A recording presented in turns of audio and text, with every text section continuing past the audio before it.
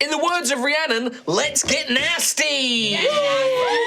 Nasty. Welcome to a brand new episode of High Rollers D&D. Yeah. A dawn day has begun. A dawn day. Time to do the Dondi. I'm your dun dun dun dun. It's me, Mark Sherlock Humes.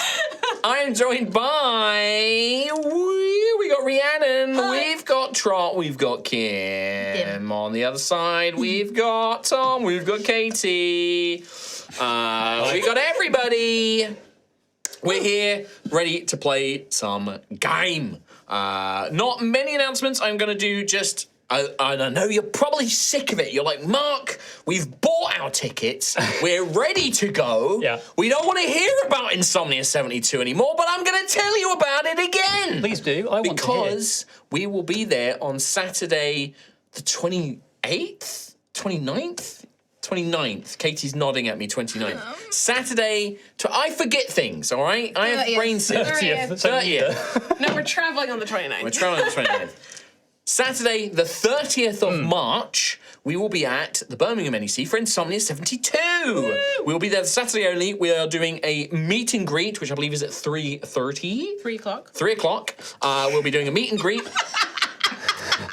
Listen, I'm doing this off the top of my head, all right? And I forget things. We'll be there at a I should have time. written it down. Yeah. 3 p.m. meet and greet on the Saturday, and then in the evening there is a separate ticketed live show, which is going to be our first proper Altheya live show. Yeah. It's going to be very epic. We're going to turn up. They've always done very well for us at Insomnia. We're going to have a cool stage. We're going to do a lovely little live show on Saturday evening. So not only can you come along and get your posters or your books or whatever you want signed by us during the day, you can then come along to the evening show in the evening and watch a lovely live show. Woo! Hell yeah.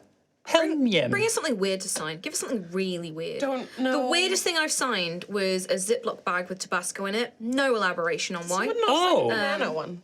Did someone what? Banana. I signed a banana, yeah. And I was like, Maybe. okay, but that's not going to last. Yeah. I've rolled people's nat 20s and I've never not rolled a nat 20. So you bring me a nat There 20. you go. What? It's happened curse your twice. dice. and Take both all of my those It's weird that it's dice happened were nat twice. 20s. Let us curse your dice. I Yeah. will curse your dice for you. Or maybe you're giving your luck out to everyone else, and that's why my you roll rolls are bad. low. Yeah. So generous. Give my luck to you. But yeah, so you can come along to that Insomnia 72. It should be very, very fun. And keep them peepers Oh, peeled. good. Because there might be some more news about it, but we'll see. But yeah, that is it. That was my only reminder for this week. We hope you enjoyed our one-shots recently that we did. We've got the RuneScape Kingdoms one-shot that we did, and also Dune! Spice Must Flow. That was a really fun one. We had a good time playing that. Yeah. I loved putting the little blue wasn't dice there. over my eyes. Tom wasn't there. I like watching it. I'm saving the video. That's gonna be, maybe that will be for Patrons. I'll put it up for Patrons. Oh, no. I sent it It's to like a Odysseus. 10-second video. I sent it to You did Modiphius. They send it loved to it. Modiphius. Mark, what's Patreon? I don't know, Tom, you tell me. What's Patreon? Oh, okay, I will. Patreon is a place where you can get early access to live streams and podcast episodes. If you support us, you also get it if you support us as a YouTube member or as a Twitch Prime subscriber. Join the Discord. You get access to all of those things. It's the best place to support us. It's the best place to be you. Love you. Also, speaking of YouTube, we are close to 200,000 subscribers. I know that Get all the way out of town, are watching we? this on YouTube. Have a little subscribble. It's Why don't free. you please Have a little hit the bell and press like. That's the thing that happens when you say, hit that subscribe Hit that button. subscribe button. The button below lights up. Sometimes. Sometimes. Hit that subscribe button. Join as member. No, It you've got to happens. know for the algorithm. You have to do it in an American accent because it's what it's all going to be based on. Yeah, like that. Wow. Please stay with us, Americans. I was going to do it and try and do it properly. Hey, why don't you hit that like button and subscribe down below? And that way the robot will definitely hear that. There you go. The robot. Please tell us if it one robot The works magic hard. YouTube robot that will working help so us hard. win all the monies. Please, YouTube robot. Anyway, With that, With loads of face screens. anyway, it's gamers. time to play Dungeons and Dragons, starting now. Dungeons and Dragons.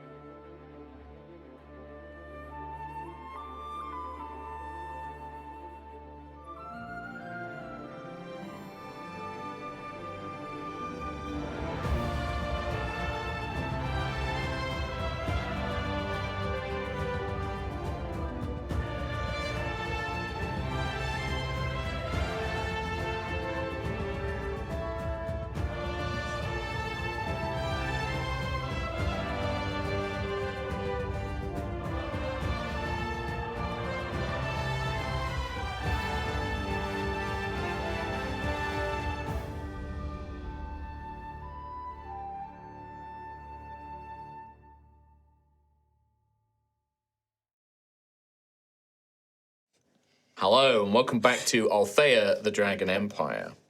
Our heroes awoke to a fresh new day in the town of Ashen Rest, and promptly took themselves to a public audience with Duke Ignarius, Draconic Lord of Northvale. The dragon arrived into his lavish palace, accompanied by his two children, Obsidius and Emberissa, appearing in their true draconic forms before becoming humanoid figures to meet and speak with the people of the town.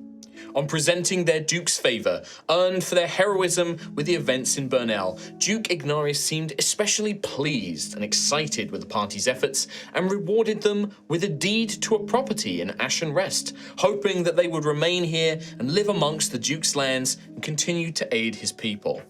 After their audience, the party decided to investigate their new property and found it to be an abandoned tavern called the Enticing Devil. Broken windows, a collapsed roof, and an overgrown garden are, however, the least of the heroes' worries, as they quickly discover that the inn has a dark reputation and is said to be haunted by a figure called the Scarred Lady. You have investigated a little bit around the Enticing Devil. You have spent a little bit of the morning. It is approximately about 11 a.m. And in terms of weather-wise, it is a clear and sunny day, a spring day here in the Empire. And yeah, we're going to pick things up. But first, it is time for the fate. Crucible of Fate. Whoa. So I need a d6 roll from everybody. Okie dokie. Let's see what points we've got to work with Here today. comes my failure. Oh no! You've got one success. I've only had one. Think positive. Imagine the 4, 5, or 6. One. Oh. I also got a 1. So 2 for me so far 2 for you. on my little platform. 5.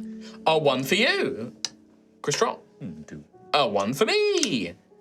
Oh no. And a 1 for me. No. It's bad. Oh, that was cocked. A 5. 1 So it's 2 and 4. That's 2 and 4. too bad. Lovely, It's not lovely, too bad. lovely. It's pretty bad. It's not too bad. It's not too bad. It's not too bad. Yes. Yeah. Yeah. I'll see more. Still good. It's still good. You're an odd fellow. You're on. Want to see more? Good dice. I have one small retcon. Okay. And Kim will want to There make is notes no on this. tavern. There is no tavern. I told you that there were 14 broken windows. This changes I everything. stand corrected. The time my Having fully mapped the tavern out on a document is only 11 broken. 11. That'll bring the price However, down a little bit. I will also now, you guys are going to have, so this is just a little thing, this is for you guys to keep, because as you repair and maybe you make this thing, you can decide what you want to do with this place. So to give you an idea of the layout, it doesn't have the So objects it's literally and just a things in floor it. plan. Just the base floor level. plan. Okay. Just the base level. So it has the main floor, it has the basement, the second floor with the balcony, and then the top floor, the master bedroom. I'm thinking, right? First floor, in the back there, pantry. Pantry, In yeah. the middle bit, the huge area, pantry. Second floor, with Pantry. that pantry. Yeah. Then 3 pantries are on the outside, and then we have a cellar pantry and top floor pantry. What are we storing in I- the pantry? Pants. Yeah. I'd like Well- to propose that we turn Pillars of pants. floors into a pinball machine arcade. Oh. Right. Do they have pinball machines in Altheya? They don't have currently, clever but toes, one could be though. made. There is a pinball with. There is a wizard out there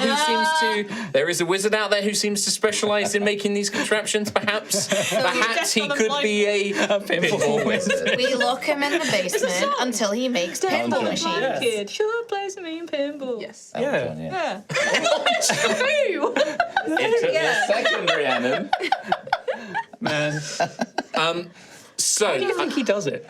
I believe matter. the last thing we'd met, that is for you guys to keep for that little floor plan, because as I said, this is, you own this property now, depending on what you want to do with it, you could turn it into a place. There is also, I need to do you a second map, which includes the garden and the outbuilding, but for now, Okay. The garden is sizable enough that, And full of brambles. full of brambles, it is sizable enough. Here, there's nothing but sweet wrappers. I wouldn't go in there. Oh my god. What are you, What's happening here? Pen. Oh. his Apple Pen. It's actually in his dice tray. I can tell it's like, oh, your pen. Fully I can prepared see for it. a game today. Yeah. Yeah. It's one of those Sundays. It's one of those Sundays. already, and we're still. The garden's going to take what? I've been in since 11 a.m. Anyway, many windows? the garden 11 windows. The gardens are sizable enough that you could fit like a decent size like flower, vegetable, or herb Or a garden. sandpit. You could build a sandpit in there if you wanted. There is a single apple tree in there currently in the garden. nice. And then there is also this outbuilding, which isn't on the map that I've got for you guys there, but there is also like an outbuilding. It's about 20 by 30 feet in total. Looks like it was like a storage shed. But you could build, like, it's a large room though. Like, you could easily build something else there if you wanted to. Could be a pantry. Not a church. No Church. sacrifice. Oh, I see. For okay. Could be. Can it just be my screaming room where I just go in and scream? Yeah, where you like pad it. Maybe the cellar's good for that. Yeah. But Screaming from the cellar's not a good thing. For an inn. the scarred lady, though, Yes. generally speaking, when we were asking the one person we asked about it, Yes. hasn't harmed anyone. You mean Maeve? However, Maeve. However, the brambles did lash out and get both. Yeah, and Daisy they caused harm. You also what Maeve said is the people that have encountered the scarred lady have run away before they could come to harm. Sure. So So yeah. no. Hang on a minute, Tom. What? Some shenanigans have been going on since the beginning. Not me. Would you like to explain to the class what's been going on? What's been happening? He spread Belvita crumbs all over the table. I mean, look at Ree's side of the table there. Right. I put 2 of them up and I put them in his coffee. Right. Okay. I wasn't done with my coffee, Mark. It looks done from here. All right, putting crumbs in coffee is fucked up. That's fucked I up. thought it was empty because you complained at the start of the stream that you didn't have a drink. I wanted another drink. Literally drunk. Seriously, look at all the crumbs over here. For podcast for me, listeners, for you. there's not a lot of crumbs. Not that many crumbs.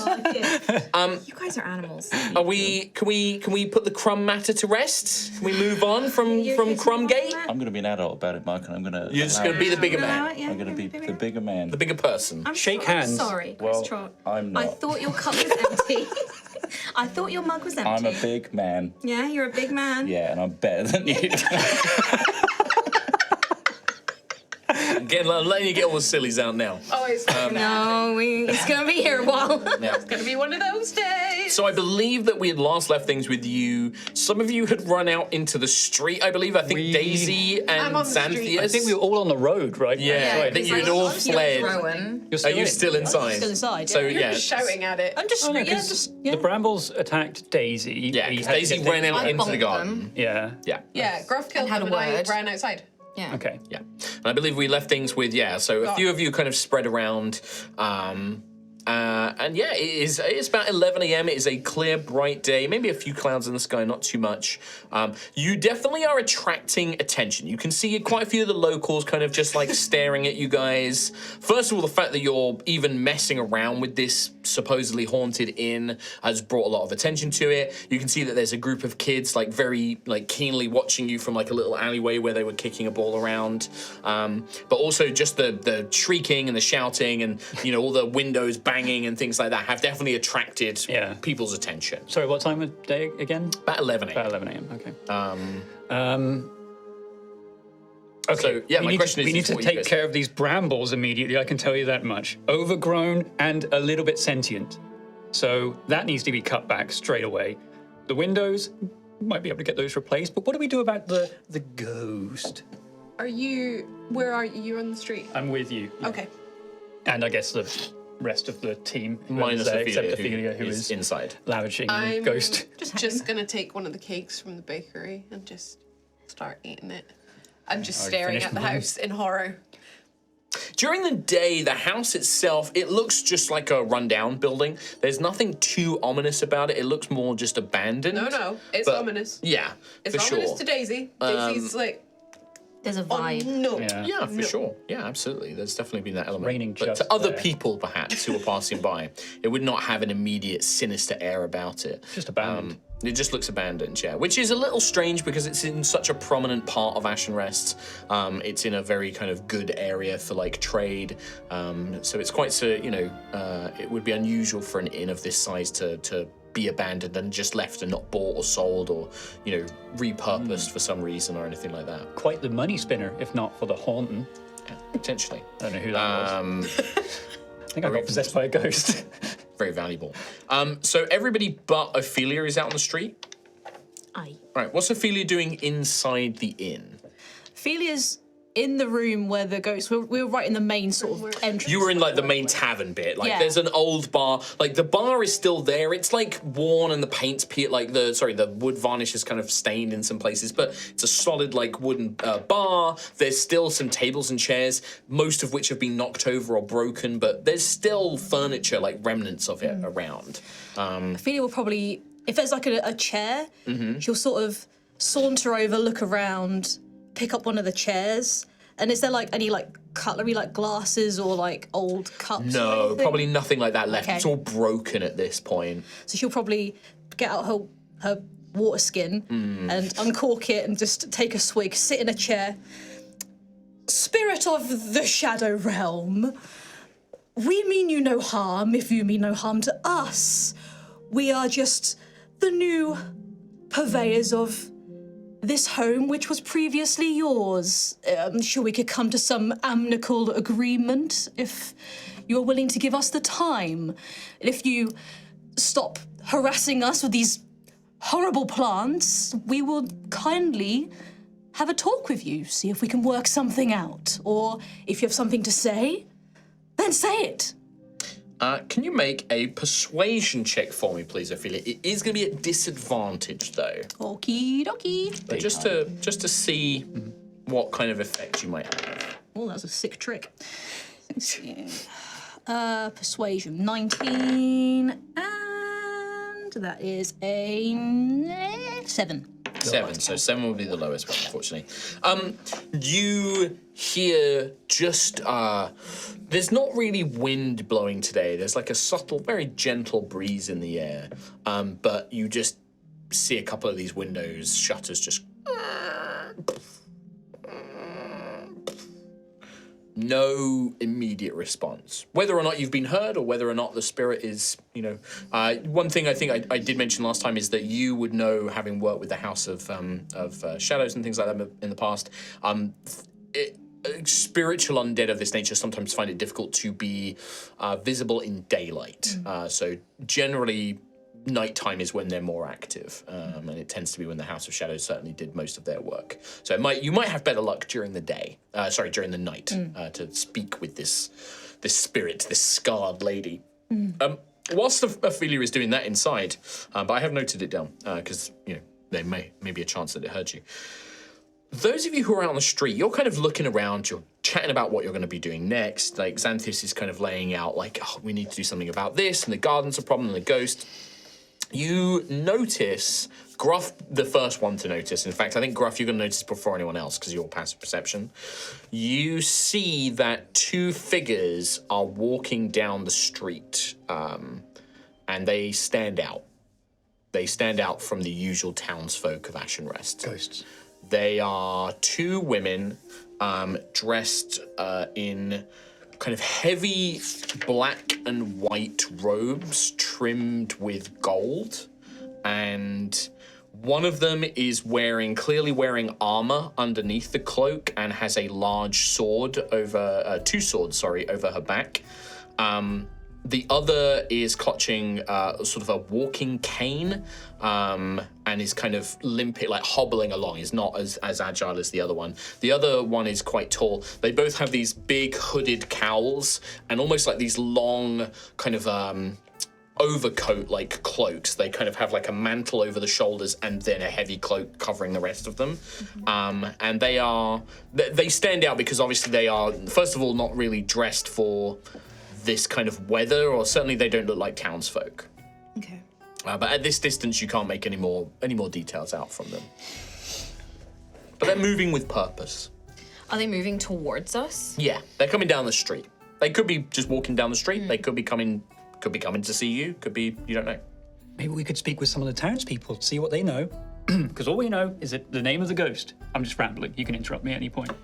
Yeah, I mean, and you can see that there are, like I said, there are more people taking notice of you, and you guys have caused quite a stir, and you can see, like, people kind of, like, whispering, like a couple at a doorway, like, pointing and whispering to each other in your direction. The kids are definitely, like, super interested in you guys. The fact that you've gone in and come out again, like the kids are almost like, and they're whispering and pointing at you guys as well.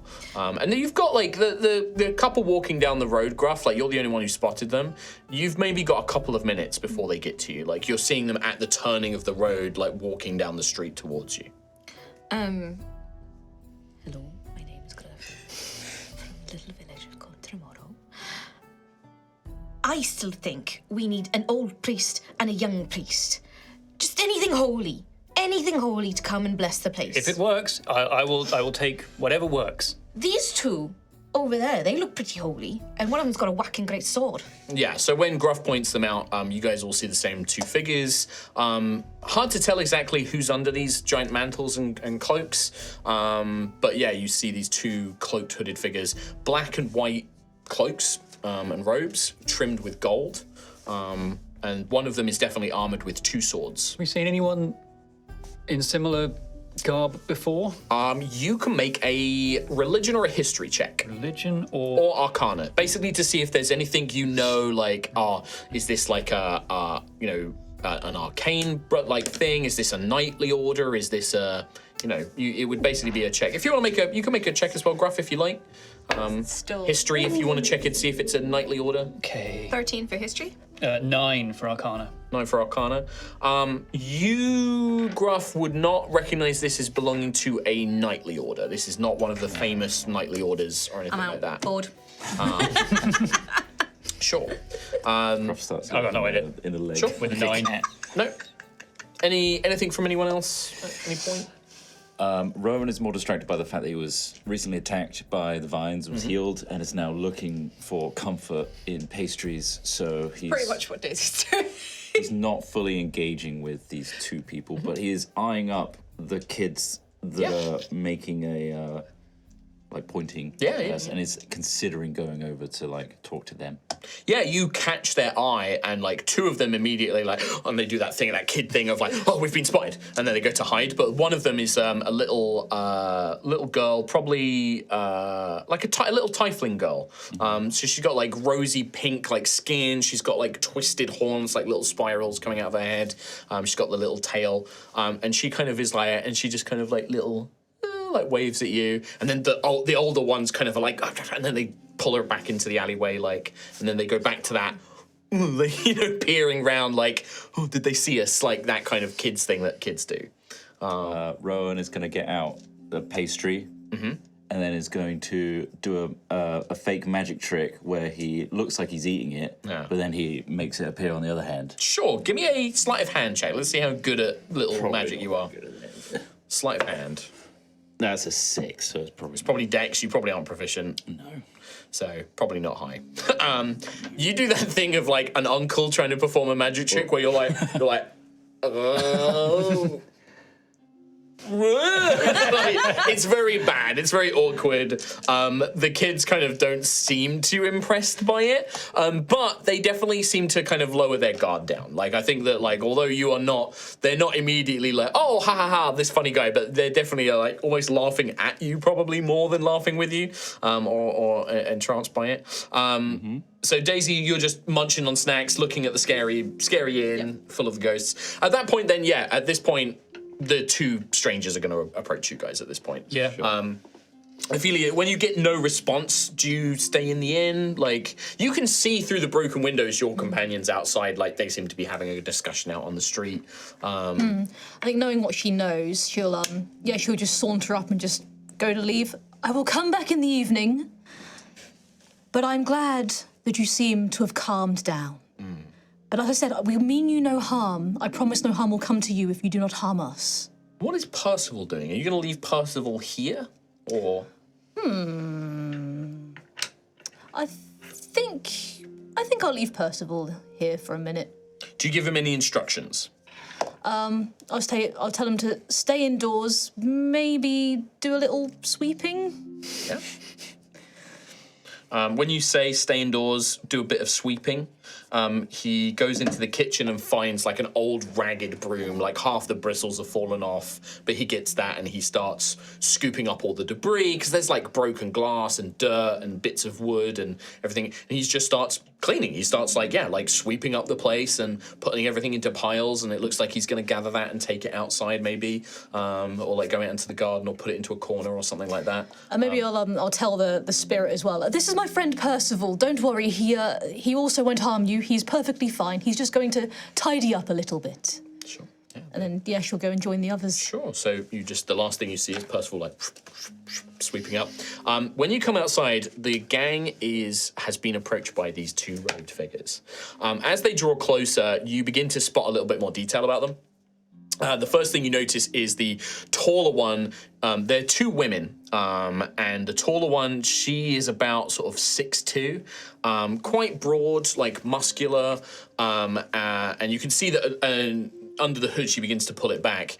This kind of bright, sunny blonde bob, very kind of Joan of Arc-y kind of haircut, sort of just below the chin, kind of falling down, blunt fringe, and she's got very soft, kind blue eyes, a little bit of a tan to her skin. She's kind of gorgeous, but in that kind of athletic, like muscular kind of way, right? Like somebody who's outside working a lot, and like a Diamond from Gladiators. Yeah, something like that, right? I think about her a lot. Yeah, sure.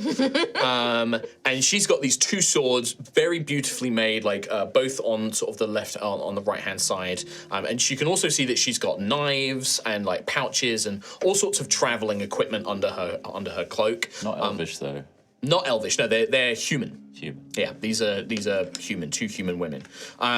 You also would notice that she is wearing armor, like a kind of half plate armor, and it has a symbol on it, which is of an eclipsed sun.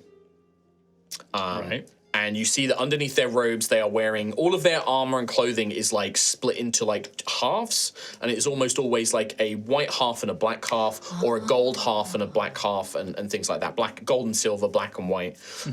The woman beside her is maybe only about sort of like 5'6", 5'7", so she looks quite shorter compared to the other woman. And there is immediately, you can tell that there is a sibling like relationship. You can tell that these are sisters, at least, almost twins, but not quite, because there are such a stark difference between the two. Where the taller woman is strong and athletic and fit looking, this other woman looks kind of sickly. She pulls the hood down, and you can see that her hair is long, and it's the same blonde, but it's like a dirtier, kind of like thinner version of the other woman's hair, right? Her skin is like more pale, her cheeks are sunken. She has the same blue eyes, but in like a hollow, sort of like skinny, kind of thin looking face, they look harder. They look like colder eyes as opposed to the other woman's. Okay. You also notice that this woman isn't wearing armor. She has a walking cane and has a prosthetic arm and leg made from ornately carved wood and metal that have been shaped. She has like no weapons on her, has a couple of pouches at her belt and things like that, but has the same symbol in a kind of gold and silver medallion of an eclipsed sun. And when they approach, they pull their hoods down, and the taller woman will say, "Well, good morning to you all. Good morning." Good morning to you as well. And she smiles brightly, and she's just like, "It's a wonderful day, isn't it? Quite wonderful, yes. Beautiful weather we've been blessed with." Blessed by wonderful weather today. Indeed. A great gift from Lady Pyrrhus. The smaller looking, thinner woman sort of like gives out a kind of mirthless kind of, "Do we have the pleasure of speaking to?" And she pulls out a small notebook, and with her prosthetic hand, she passes the cane to the other, who takes it. "Oh, of course, sister." And she flips through it with her prosthetic hand, and she goes, "Ah, yes. One, Xantheus Oregon, Daisy, Gruffith of Tremoro, Rowan." And then as she sees Ophelia leave, "And a sister Ophelia de la Rosa of the House of Blood, diplomatic envoy of Ossias." Charmed. We've not wasted our time then, I'm glad. God, I'm trying to remember. What are you trying to remember, Tom? The name of this particular group. was definitely mentioned before. Yeah, it was. The Ecliptic Order? Ecliptic Order, that's the one. And as you sort of begin to remember it and vague recollections of this order, the two, the thinner, smaller woman will kind of smile, and she's kind of got like very thin lips, almost flecked with like red, like bits of blood, and she smiles and says, I am Sister Inquisitor Malady of the Ecliptic Order. This is my twin sister, Benedicta. And the taller one is like, a pleasure to you all. Good morning. And she says, we have been seeking an audience with you. We have just arrived in Ashen Rest after we were contacted by an authoritas Zaron Tekis, and we spoke with Captain Lucas Vicaro in the village of Burnell. Do not wish to trouble you, but we were hoping for a moment of your time to ask you some questions. Well, a moment of a time I think we are willing to give. We would invite you in, but... It's haunted. Yes. There's definitely a look. I'm going to roll here. The Sister Malady, the kind of thinner, sicklier looking sister, is kind of narrowing her eyes, trying to like weigh up whether you're joking or not. But Sister Benedicta is just like, my goodness, an unrested spirit? Oh, Unfortunately, resides in this very tavern, or what used to be a tavern. Have you encountered it? Not directly. Oh. We only got here maybe an hour ago. And you are certain it is haunted? It is not some fairy tale of the locals or some rumour? Yes, it is already occupied. Oh, how terrible, sister! We must speak with the local cathedral. They must send something to do about it. Not our business, sister, but yes, we will speak with them. A truly troublesome situation you find yourself in. Do you have some connection to this building, or are you merely sent to investigate? We were gift. That's not my voice. Hello, my name is Gruff. Hello, my name is Gruff. From tomorrow, we were gifted it from Duke Ignarius himself. Ah, would this be in exchange for the favor that you were provided? Oh, aye, you've got the measure of it. Just sort of takes it in. A blessing and a curse, it seems. Not quite a duke's treasure I'm sure you were expecting. I'm saying nothing. His body language says it all. Yeah, Sister Malady definitely like soaks you in, and she doesn't talk for a while. Like she goes dead silent and just looks at you all. And Sister Benedicta is like happily like almost like looking around. She maybe looks past you, sees the children and smiles and waves in their direction. But Sister Malady is just looks. Yes, it's a problem we hope to resolve soon. I mean, we've been gifted this land. We want to make the best use of it. Whether we fix it up and set it on, we don't know just yet. All we know is we've just got here and brambles lashed out at us. Anyway, what would you like to know? Well, I think that this might require us to take someplace to sit and someplace that I can discuss things at length with you. There's a cafe just down the road, our neighbour. Wonderful. Do they have room for us all to sit within? What are you expecting? Are you hoping for private? Yes. Well, in that case, we could invite you in here, but it's not very welcoming right now. You need not worry about my sister and I. We can take care of ourselves. I guess it's the daytime, so ghosts aren't so scary in the day. What's that in the window? What? You see a black shadowed figure moving past with a broom. The sister, when you kind of make that, you point out, like the Sister Malady will look over and Sister Malady, is this one of your companions? Oh yes, he's my good friend Percival. Don't worry about him. He's just helping clean. Yes, your sort of steward or assistant. Yes. He keeps himself to himself. He doesn't speak to anybody. He minds his own. Well, I would very much like to speak with him as well. Well, he doesn't really talk. It's not in his what's the word? It's not in his there's a word for it. Capacity? Yes, capacity, yes. Oh, I'm sorry. Is he injured in some way? Not injured. It's just he just prefers not to. He has no tongue. Ah, well, that will not be a problem for me. I do not need him to have a tongue to speak with him. Oh, good. But I assure you, he will not be much assistance at all to you. Why is that? He's just not the sharing type. Oh, I see. Can you give me a deception check, please, Altheya? Not strictly. No, but there is an intent here of Altheya Yeah. trying to sort of Mask. deflect and mask away, right? 19! 19. A sort of thin smile spreads across his head. Well, I'm sure that your attendant can wait till later. I'm much more interested in speaking with all of you, as is my sister. Yes, quite. I heard that you performed quite the heat of heroics in Burnell.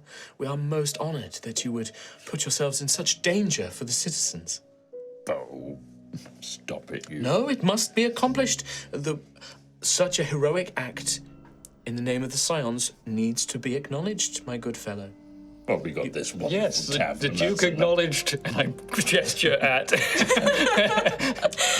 Every shingle falls off. Yeah, like every single falls off. And you see Benedicta with just the most seemingly sincere, cheerful smile just be like, oh, to own property, what a delight. And just, I know, it right? just seems totally, it just seems to be totally just like, He lives.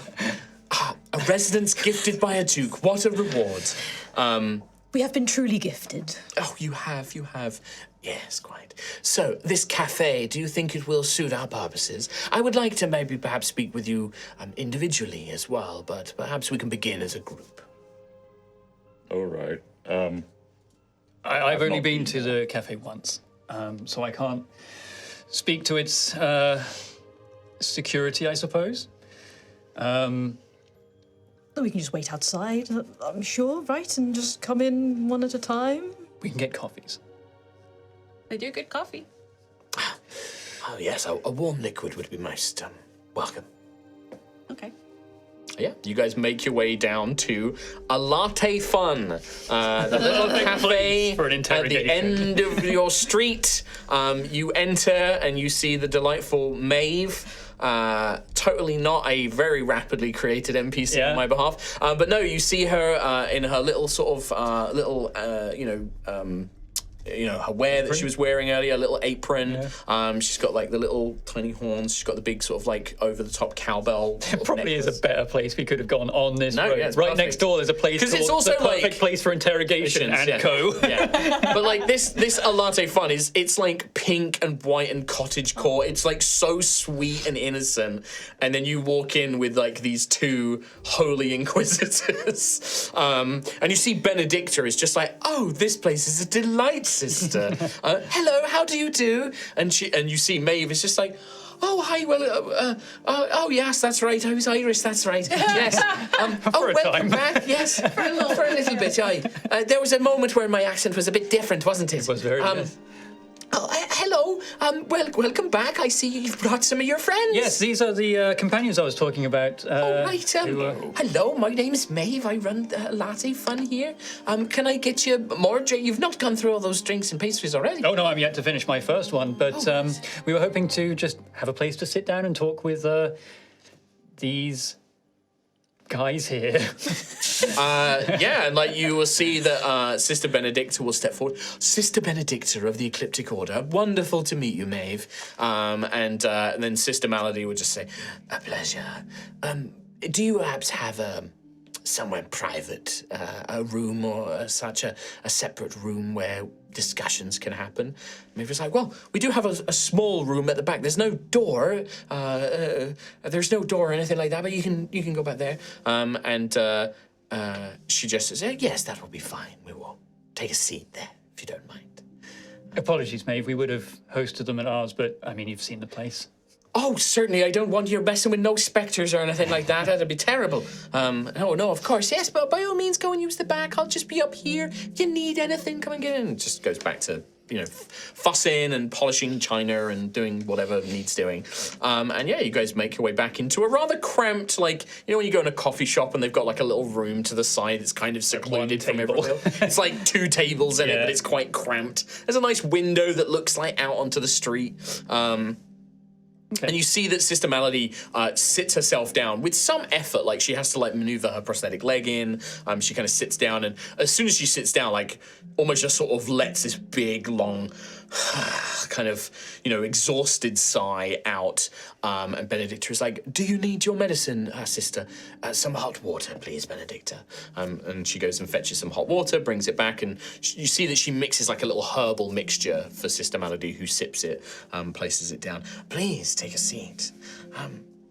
Now, I was led to believe that you encountered some peculiarities in the village of Burnell.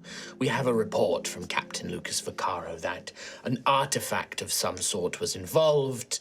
There was some matter involving a planar element. I would love to hear what happened in your own words.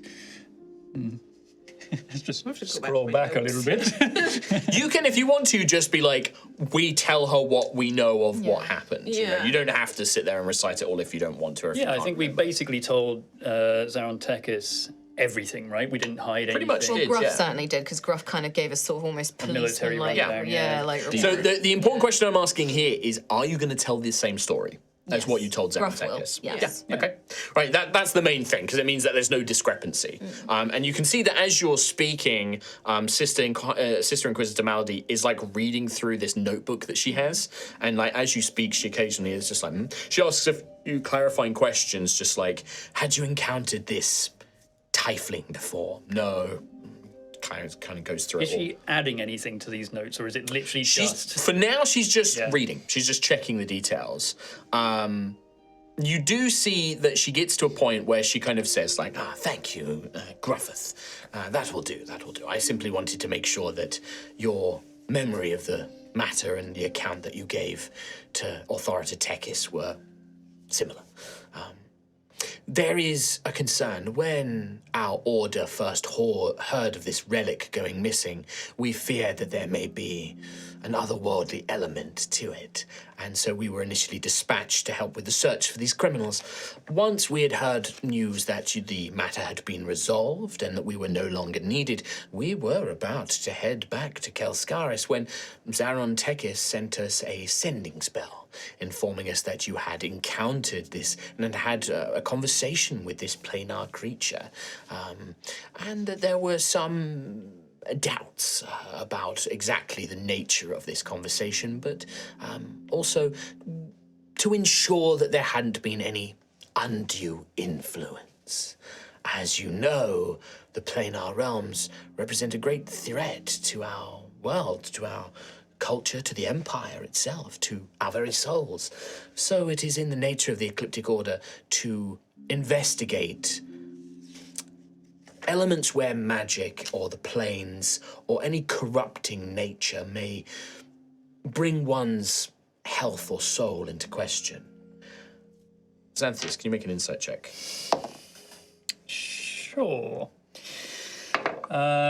Insight, that is a 14.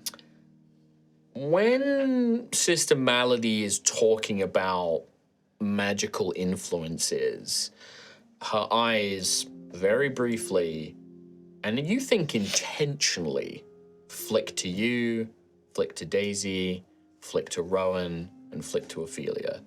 Doesn't seem to take in Gruff. When talking to Gruff, Sister Malady actually is like kind of puts smiles. her hand up and covers. Yeah, just covers Gruff, looks past him. No, it's kind of like, thank you, Gruffith. And is very sort of receptive to the respect that you seem to be showing, and like, the fact that you're man. But there is definitely, and not that she's being disrespectful to anyone else, but magical influences. Like, kind of the eyes just kind of very briefly flick to other individuals. Probably not Rowan, actually, I would say. Probably Gruff and Rowan are the two that aren't included in that. Just a couple of good lads, just normal men, just innocent men. Just Do innocent NPCs men. make insight checks against us? And if so, is there a Oh, I counter to do. that? Yeah, I do. Well, if you are not actively lying, I actually I'm not have actively your... lying as much as, like, if they would glance at me, there is, like, a magical influence, hand goes to chest, kind of I subconsciously. refer to that as a passive deception check, which I have the numbers for. Passive deception? I went into your character sheets and I took all of your, like, deception and things like that, and I've worked out the passive score for them. Okay. Because there might be things that you don't intentionally give away. Performance is another one, like when you're trying to play it cool and stuff like that. Okay. I regret asking. Sister Benedicta at this point, like you can see that Sister Melody, she's been speaking for a while, and she's like, she begins to cough, and you see like little flecks of blood when she holds up her hand, flecks of blood kind of go into her mouth, and so she begins drinking this like herbal mixture, and Sister Benedicta takes over, and she's like, now, obviously, we trust you all to be true souls of the Empire. We are certain that you would not allow any sort of planar or otherworldly or magical influence jeopardize your souls or your service to the Empire or to the Scions, of course. But we do have to check these things because we want to make sure that sometimes these forces can work rather, well, nefariously, and we want to ensure of everything. Now, Sister Della Rosa, is that correct? That is, yes. Now, I understand that you come from a different land where the beliefs and your culture is a little different. We understand that you have some diplomatic immunity with regards to some things that our faith might not look very favourably on, but I do hope that you haven't been encouraging your beliefs on any of these fine Imperial citizens. Oh, goodness, no. I'm... People ask, people are curious, and I merely just answer their questions. Of course, but never in a, well, how should I put this way? Proselytizing way. Oh, goodness, no. And there's this kind of like moment between the two. Do you want to give me another deception check? Because there's definitely been a little touch of it, but maybe not that much. Just a little bit. Oh, 7. Is this something we can sort of almost not jump in on, but this is an open conversation, You can do what you want, yeah. Because I almost want to say, like, Sister Ophelia, in her time that I've known her, has been more than willing to learn of the land rather than spread any information about Osseous more than anything else. Sure. I'm also going to say, you guys can at any point just be like, can I just get a read on their body language? What's their reaction to this? Or like, if you guys want to do anything, feel free to jump in as well. You, for a moment, like when you talk, like there's almost like Benedicta and Ophelia are like smiling and laughing at each other, kind of like, oh, of course. And she's like, of course. And then when you sort of interject, there's this almost kind of twitch of the eye, and then she flicks back to you. Oh, well, that is wonderful to hear. Part of this reason for this diplomatic visitation, as I understand it, is for us to learn about one another's cultures and faiths as well. Exactly. You worship a figure of death. The Grave Father. Yes. And there's this like momentary pause, and you see Sister Malady will just pat the other one on the shoulder. Not now, sister. There are other matters to attend to. I know that you are... Reaches for sword. I mean, not... Honestly, though, this Sister Benedicta has been nothing but friendly and sort of really lovely, but there's definitely a strangeness to her. But yeah, this interaction of like, Melody almost is like, enough, stop. There is a matter we need to discuss. I do apologize for my health. I sometimes must take a moment. This tiefling, Caliphris, you said their name was? Have you had any contact with them since the events in Burnell? No. No. No. Did they give you any way of contacting them, should you wish to speak with them? No, but we didn't really contact them in the first place. They just kind of appeared. Yes. So I don't know what... But they were quite keen to make this deal with you for blood and for these potions.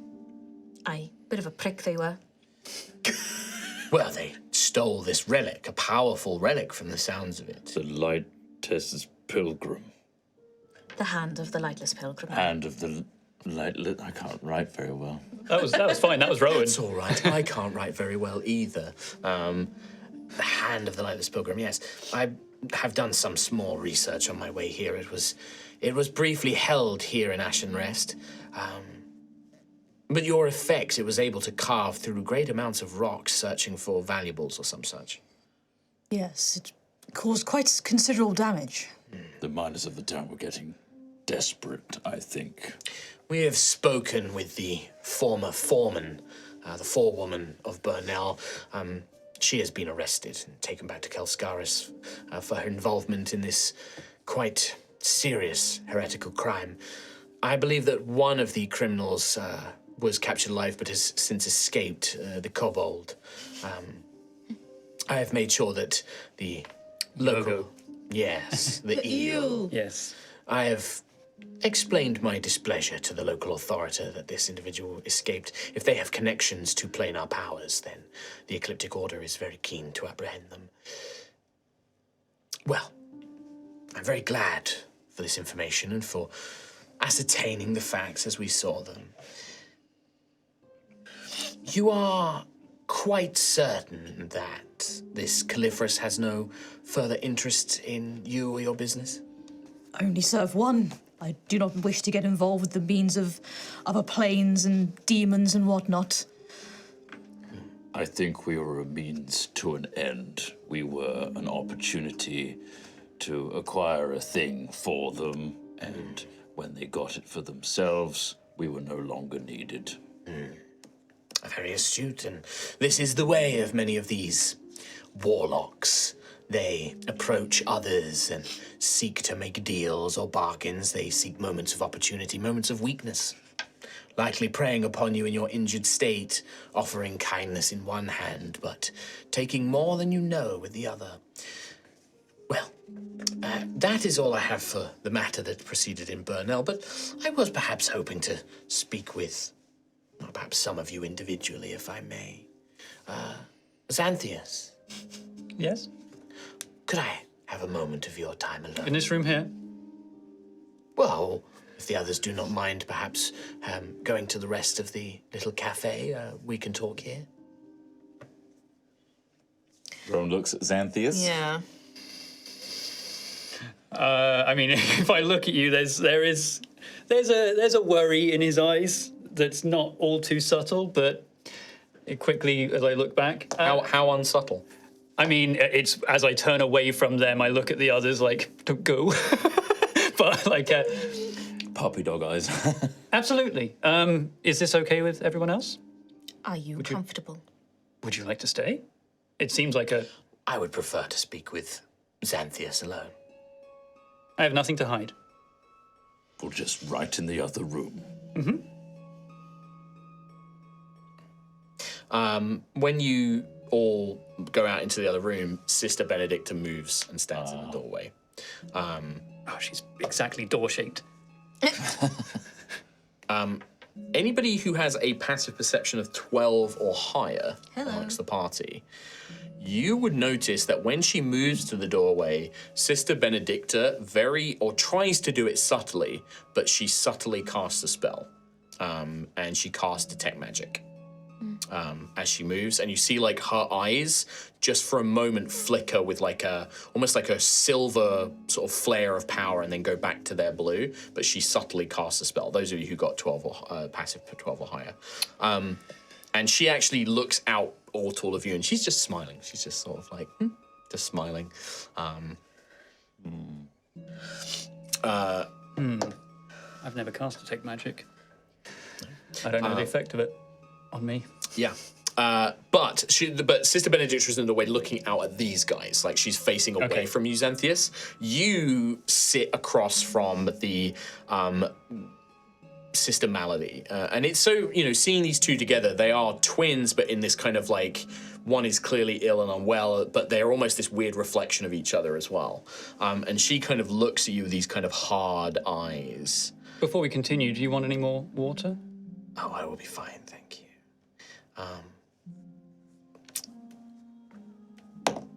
You know what? I think I'll get one. I would prefer you stay.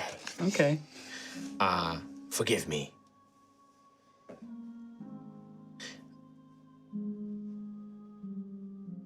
The name, Xantheus Oregon. I have colleagues. I made an inquiry. Unfortunately, you aroused Mr. Tekis's suspicions. Felt that there was something you were not being truthful about. And you watch as she She prays, and she casts a spell. Can you make an Arcana check for me? Or is it some Isn't truth? Illegal? If it's the one we think it is, yeah. Depends. Arcana. 17. 17. She casts Detect Thoughts. Detect thoughts. That's not illegal. Is it not? It can be. It can be. Now, the hard thing with Detect Thoughts is to prove that it has been used, because she can choose to use it and go into your thoughts, right? Caramel. Banana. Hammock. Yeah. But you know that like the spell she's just cast could let her read your mind. You also know that if she normally it's only surface thoughts, but if she tries to delve deeper, you will probably know if she tries to delve deeper, if you can kind of battle her will for it. Okay. But this almost like she casts it, but shows no, like she doesn't try and hide it. Like she very obviously casts the spell in front of you. It is the position of the Ecliptic Order to ensure that there are not threats to the Empire, to the Church of the Scions, or to the souls of the people here. You are a strange tale, Xantheus Oregon. Thank you. Oregon being the name of a quite prestigious family in Gildai. Gold Dragon of some significant power and influence.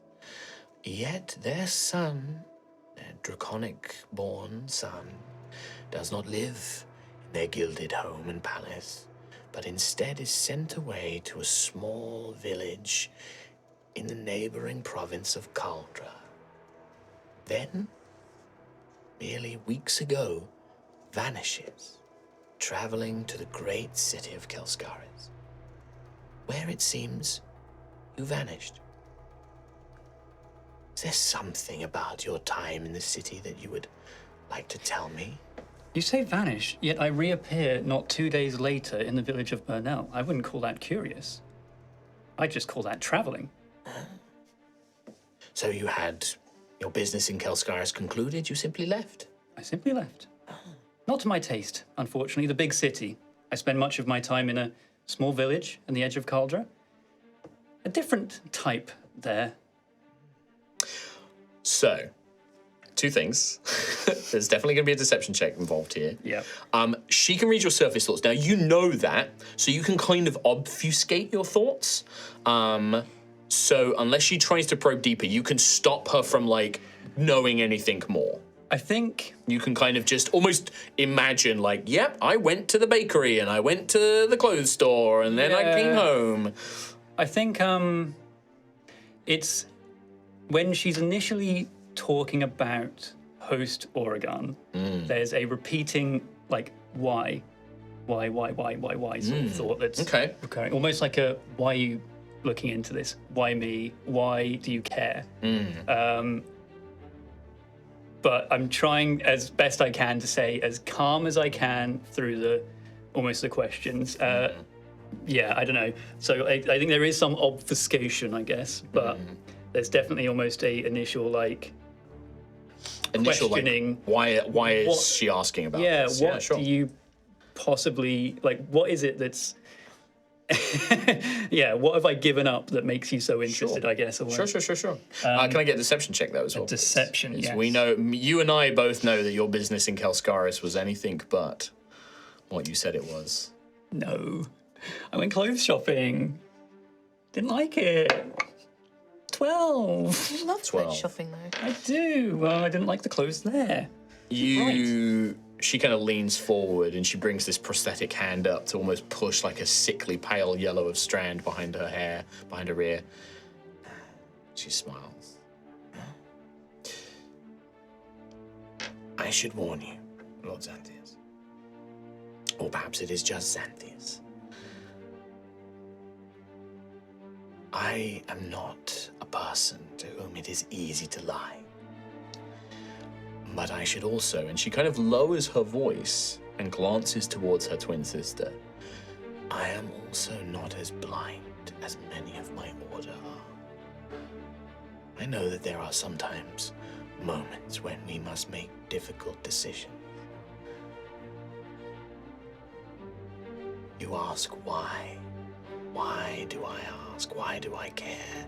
Why do I know? Would it surprise you to know, Xantheus, that it is your, I assume, birth father that first arose interest when we heard the name Oregon? Do you know what businesses the Draconic Lord is involved in?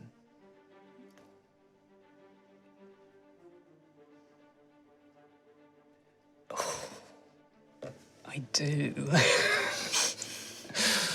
I'm not sharing it though.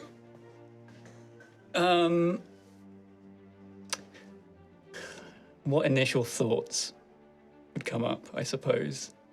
Yeah. There's Could even be a visual. It could be like a visual memory, you know. Okay. At the mention of the father, there is thoughts aligning with not rage, but an anger, a hatred, that would probably be picked up on. In terms of do I know the business, I would probably just say, you've done your research. You know, I have been away from home for a long time. Yeah. What business he's involved with is no business of mine. Would you like me to make a deception check? Yes. I do.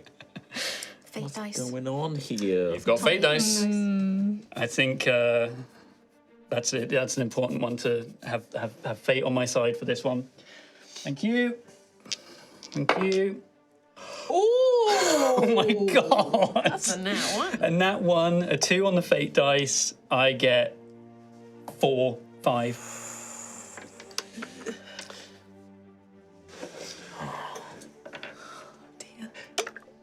This is my second warning, Xantheus. There will, should you lie to me a third time, there will be very little I can do to help you. Let me make something clear. I think that you have gotten involved in something of great interest to the Ecliptic Order, but I don't concern myself, minnows. I seek a greater prize, a greater legacy for myself and my twin. I do not care too much for your business, but I could be a great ally against a common foe. And she'll sort of smile at you.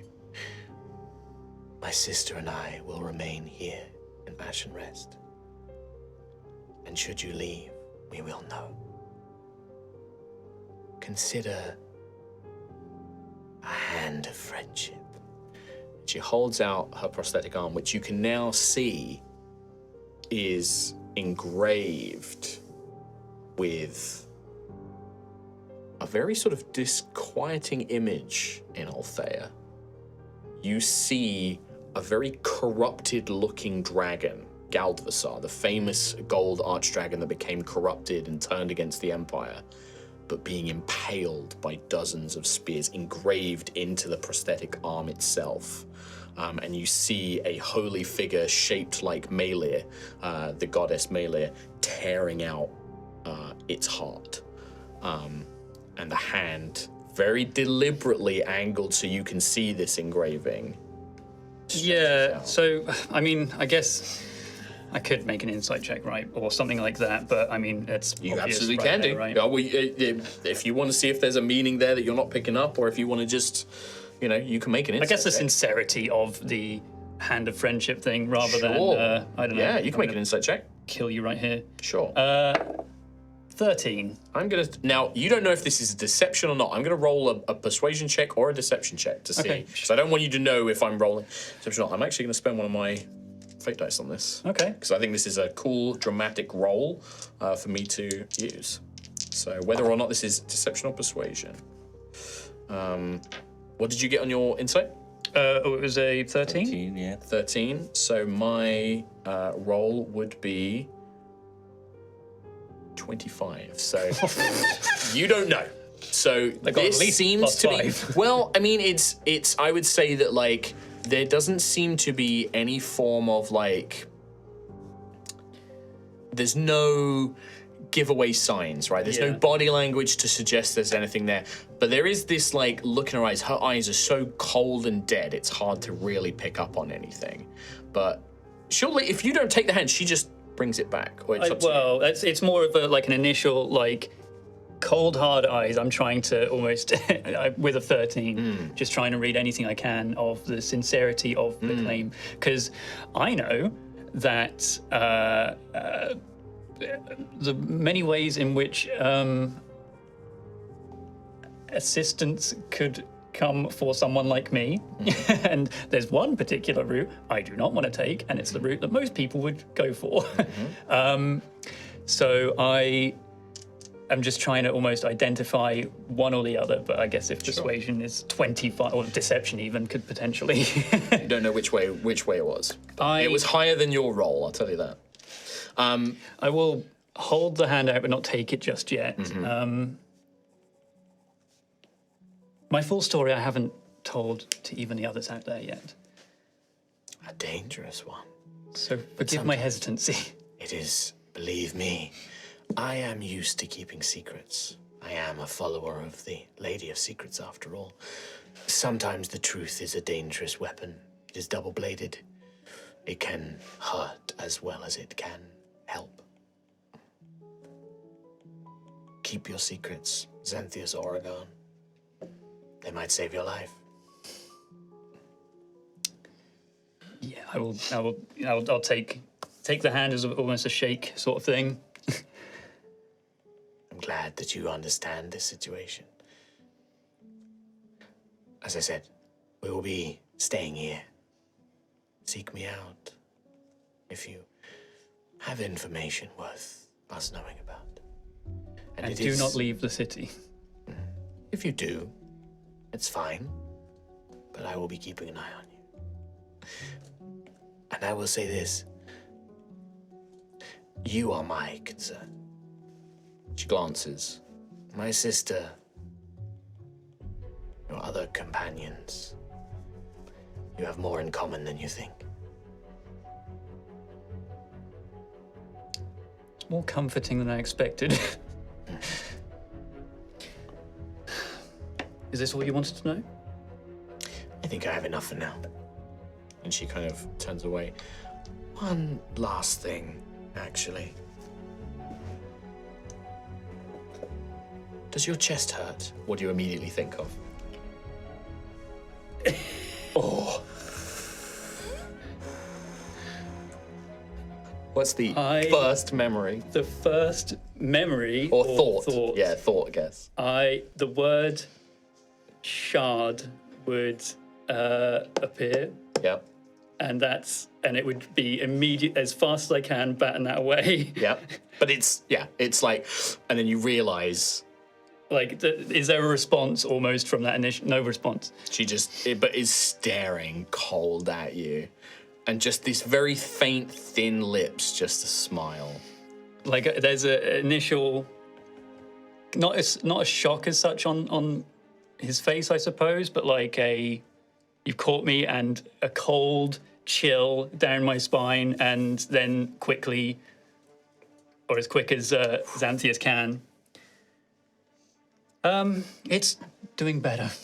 Thank you. Should it become intolerable? Seek you out. Yes. Oh, you won't need to. We will find you. Benedicta, I think we are done. Would you perhaps ask Miss Daisy to come in? I really don't want to. You don't have to.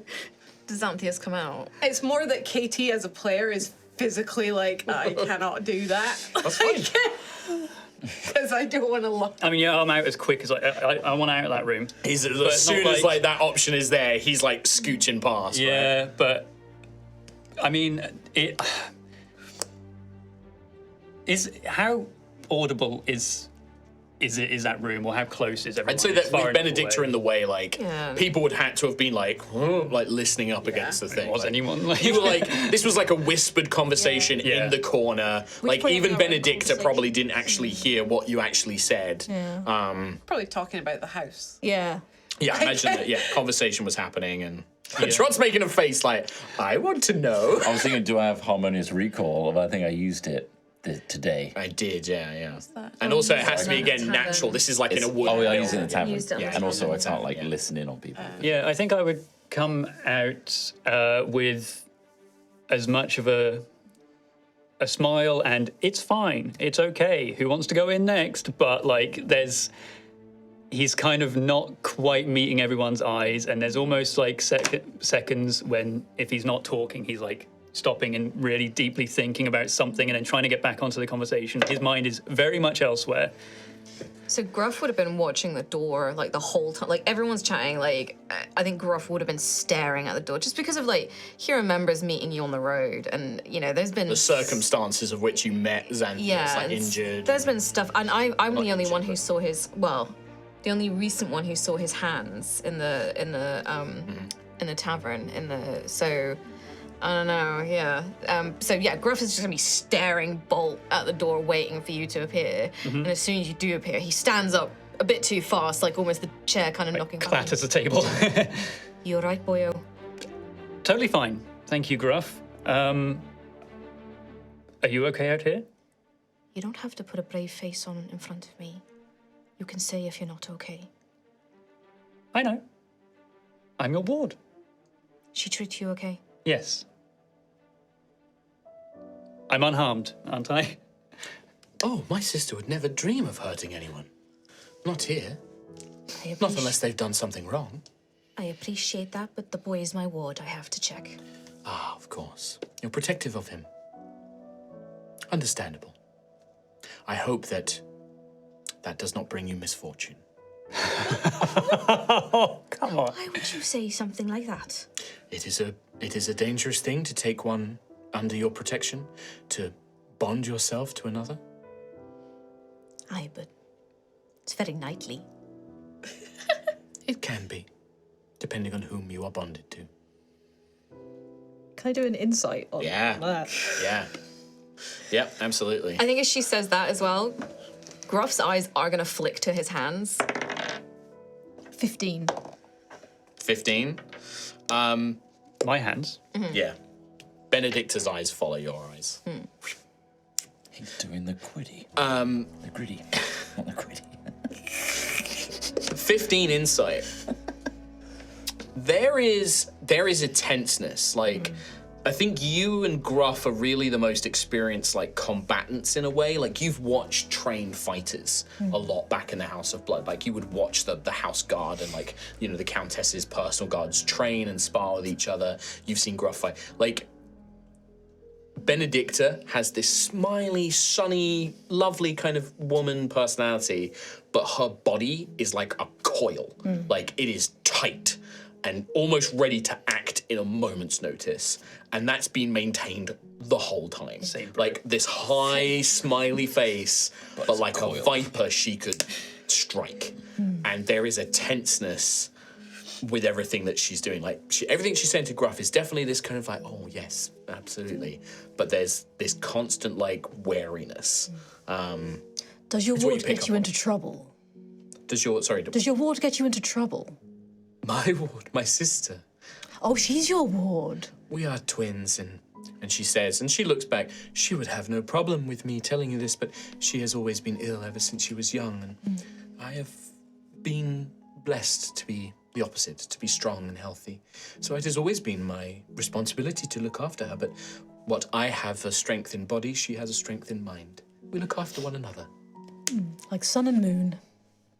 And she smiles like the scions that we devote ourselves to, and the nature of our order. That is how I see it, yes. I consider us to be, I think that we were chosen for this duty. I believe that the gods chose my sister and I to do what we do. And everything I do and what my sister and I do is for the betterment of the soul of the Empire. And you don't need an insight check. This woman believes everything she just says with every fiber of her being. Like, you know religious zealotry because you are yourself. So, like, the way she speaks of her gods is how you feel about the Grave Father, right? If the Grave Father told you, I need you to murder everyone in this town, you'd probably be like, okay. To the ground. You get the same feeling that this woman would do the same thing. If she felt that, like, this town was, like, corrupting people, she would be burning to the ground, right? Is that going to happen? Is that a thing? I'm just saying, this is just an example. What if? Okay. Wait, Ophelia, it's an anagram of zealot. I want to check in. This is an out of character thing. If you really don't want to, I will retcon them asking to speak with you, because actually I think that bit with Xantheus is what really Sister Malady wanted out of all If of that's this. okay, That's- I'm of just course not it's fine. feeling up to it today. At the end of the day, this is a You game. know me and lying. Absolutely. I can't. No, and that's totally fine. Ugh. And also, this is a game that we play for fun, and like the whole point is if somebody's not Yeah, comfortable with bro. something, Yeah. you don't get a choice. Buddy, You made this. mate, you put this in your backstory. You clarify. fully knew what we I'm were going to getting clarify. into. I love that shit. I know you do. Your I need to lay down. Your backstory said, "Hurt me, Daddy." No idea. Oh my God, he's on the floor. It's understandable. Come and interrogate Gruff. Sweet Gruff. Come on. Gruff doesn't Bring have anything Gruff I on. want to know about. He's not done anything for me to be suspicious of, and she's got diplomatic immunity. I can't get her yet. Whilst this is going on, Yeah, can, please. Rowan be talking to Maeve? Yeah, absolutely. What are you talking to Maeve about? I love this coffee. This is wonderful. What milk do you use? Hang on, I've got to get ready for Jacksepticeye. I've got to get into my Oh, no. Oh yeah. Oh well, I use all different kinds of milk. We've got oat milk, and Yes. there's this. We've got like it's called like a bean milk. It's called a soybean. We've got What soy. did you use in this one? Oh, that's cow's milk in that. Okay. Yeah. We get it from the local farms. Lovely, lovely stuff. Yes. Oh, and thank you. I'm glad you like it. We get the beans from a place out in the Azar Steppe. They grow the beans in great fields out there. Do you? Yeah. That's where I'm from. Would you like a bag? Don't know. I couldn't. Well, of course, no, it's fine. I'll show you how to I grind don't know them, what to and do. Oh, you're going to teach me. yeah, I'll show you how to We're just grind them, and picking then up random recipes and Yeah. like how to do He's it. Also, learned a thank new you recipe. for you can everything. write down in your bag a bag of coffee beans. One bag. kilo. Not a kilo bag. It's like one of those little tiny Starbucks bags. Okay. There's enough in there for one round of coffees. Like when you take a rest somewhere, you can brew up some coffee. Or wonder he's just going to be bouncing off the wall. Yeah, or one man's version. There are 5 cups of coffee in this bag, basically. Sure. One 5 single uses. espresso for one. 5 uses bag of coffee. Yeah. 5 uses. And of course, yeah, that's absolutely fine. Of course, that's what we're here for, right? It's good. That's being good D&D group. So after that, sending Xantheus out, you hear kind of you do hear the sounds of like scratching, like a quill on parchment. And then a few moments later, Malady kind of steps up and is just like, well, sister, I think that I need some rest. It has been a long ride and a long journey, and it has been quite non-stop. Perhaps we shall find somewhere to rest a while here in town. I think that we will spend a few days here. I will say this, if there is anything that you feel that my sister or I should know about, please do not hesitate to come and speak to us. As I said, our concerns are with the souls of Imperial citizens. And the Ecliptic Order stands separate to the individual churches and priests and high priests that may be found in each place. We have a hierarchy, and the Ecliptic Order is adjacent to it. The Authority knows I'm here, as does the High Authority. And where might we find you? In One of the taverns here in town. May Something we suggest comfortable. the clever toad? We will investigate it. I don't suggest it. No, not for two ladies of your standing. Well, that's very kind of you to say. We will explore our well. options. Maybe somewhere a bit nicer, yeah. The Grumpy Hog is well furnished. Now that does sound nice. Do they have I've heard that there are baths in this town as well. Yes, there are, yes. Are they enjoyable? They're wonderful, absolutely delightful. They're working now. Good. Yes. I'd heard that you'd had some hand in that. I find that a hot bath is very good for my condition. Perhaps we shall go there and then find accommodation, shall we, sister? Very good, sister, yes. Well, pleasant day and Scion and Saint's blessing to you all. Blessings of the Grey Father to you two. There is like a shudder. I rolled a 1.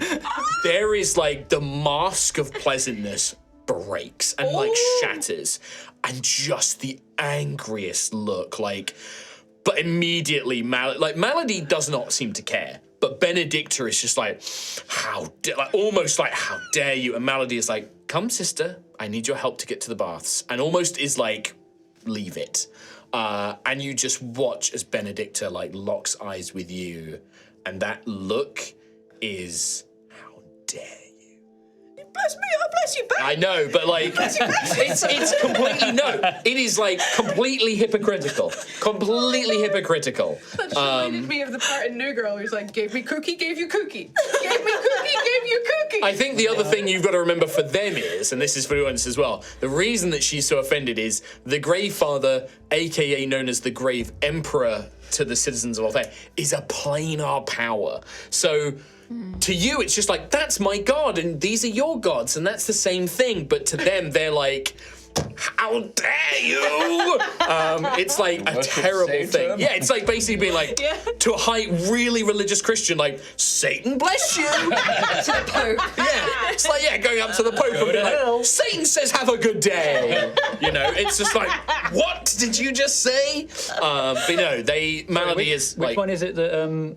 Benedicta. Benedicta is the really, tall, strong nice one. Yeah. We're gonna Yes, suddenly is like, that mask is... Yes. Yeah. Okay. And then Melody is the more sort of, definitely is a bit more like sinister in her like appearance and voice and everything else, but she seems hasn't to be killed someone. Yeah, and seems to be a lot calmer and unhinged. yeah. There's that religious zealot. Yeah, there's nothing scarier than true Melody's like belief. at least a bit honest. Yeah, fervent belief. Yeah. Like, And like they do make this weird pair, like this like incredibly tall, attractive, like bright, sunny blonde Bob, and then this kind of lanky, thin, like the hair's all stringy and greasy, like And that's the calm one worm somehow. a little bit, like still kind of like just like sickly. Do you know what I mean? Yeah. Like imagine if you got like two like, you know, blonde, pretty sort of like valley girls, and you made one really sickly and one really buff and It's strong. like when I stand next to Trot. Yeah, that's it. That's exactly it. Yeah.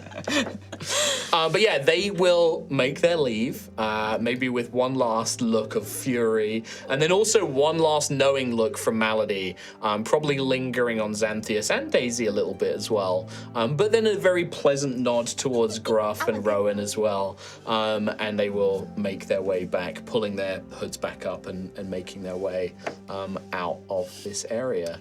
Well, you've made a friend there. I was just exchanging pleasantries. They exchanged pleasantries to me, and I reciprocated. I didn't expect Benedicta to absolutely fly off the handle like that. As you're having this conversation, this like old man comes in. He's like, "Morning, Maeve. Can I get a caramel latte and a Danish?" What's a Danish? Well, it's a delicious pastry. You never had a Danish there, boy? It's Batman. What? No, it's not. No, Marksman. never heard of no mysterious marksman. Never heard of him. Gotta go. Gotta go. Accuse every NPC. Yeah. And like Maeve. yet? Quick. Maybe. Maeve will serve this old man his little coffee and dish. And you can see that like people at like lunchtime are starting to come in, and she starts getting business. But you're more than welcome to stay, but yeah. She goes back. Basically, Mark doesn't want to pay the NPC anymore. So she's busy with customers. Doesn't want to break out the questionable accent. Irish accent, yeah. What are you talking about? Irish accent's easy. No, it's not the fact that you were doing it. It's because I keep forgetting it. It was where you started last time. That's one. And I keep slipping into generic Scotland. As last time? I was trying to do like a Minnesotan sort of like, but then it was kind of Canadian-y, and then it kind of slipped, and then it became a bit Indian, and then it was Irish, and Just let me do the American. So, I mean, do we want to stay here? I guess, like... Are we heading off or what? I think Gruff would suggest some fresh air, like noticing that we're not really paying customers anymore, like, you know, and you know, it's a bit cramped, aren't I? Daisy's had a second coffee, so she's really jittery. How much are these coffees? They'd be like a silver piece. It's kind of like a luxury drink.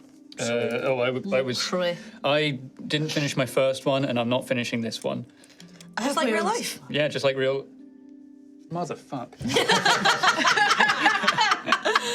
Yes. Got him. So yeah, I'm not getting one. But that's Okay. fine. Well, I mean, like, yeah. Do you guys want to walk and talk somewhere, or Yeah, have you got let's get plans, some or- fresh air and head back to our haunted home. Yay! Trot. If Rowan spots the children, he might try and approach them. But Sure. if there's talking en route, then yes. Yeah, no, you can. When you step outside, you can see that those kids that were playing with the ball have kind of like crept closer. They're now like at the gates to the Enticing Devil, and they're like looking, like they're like trying to look in, and they're like Percy's in talking to there. each other and stuff like that. Percival's in there. Yeah, like they're like looking in If and they like. see a shadow, they'll shit their little pants. That's all right. Good. Mum. We need to learn. Pants. They will. They're really small. But they're sort of like, yeah, looking in and trying to like get a look in, and like one of them, there's like a young boy, like maybe like 7 or 8.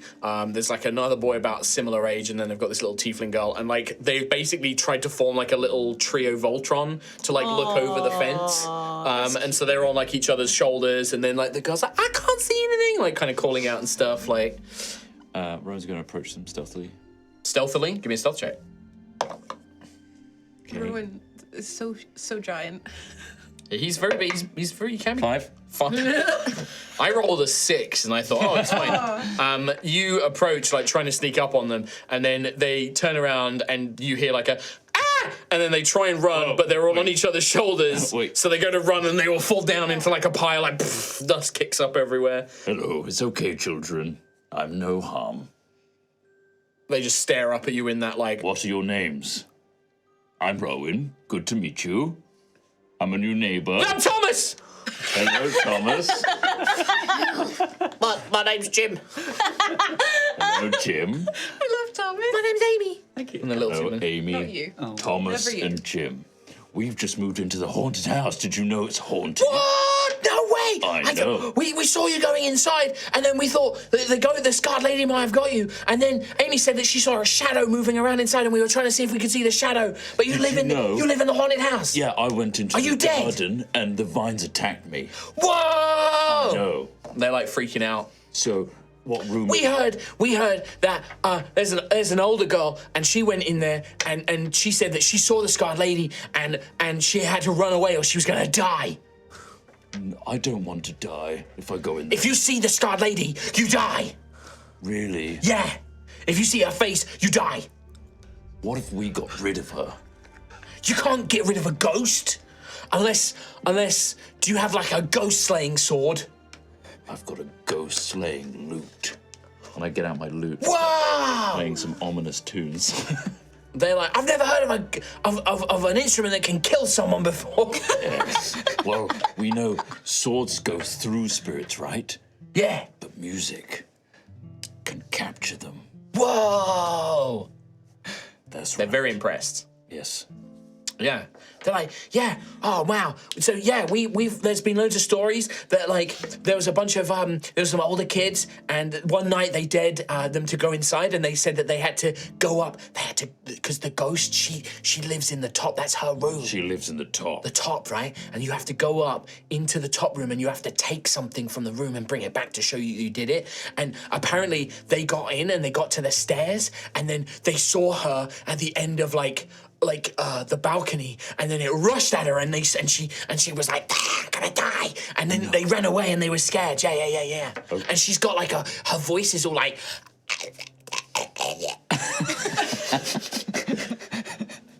I need you to do something for me. Yeah. I have a mission. To capture the ghost. Yes. Wow. Me and my party, you see them over there. Yeah. We're gonna go into the tavern at night time. They will do that kids thing where they're like, no, you can't do that, you're not allowed. It's a really scary mission. Yeah. I need you to make sure you're at home, nice and safe. Oh, but we want to watch you die. Yeah. Little shit. Tell me that like 7 or 8 year olds would not say that. Yeah. Yeah. Well, if I do die, you can come find the body in the morning. Yay! I don't want to find his body. Shut up, Amy, you're boring. She starts crying, and they're like, "Oh," Jim's like, "You made her cry. Now her mum's gonna be so mad at you." Okay, if you want to be involved, until night down, sundown, down with the night and up with the night. Yeah. Until night comes. Bedtime.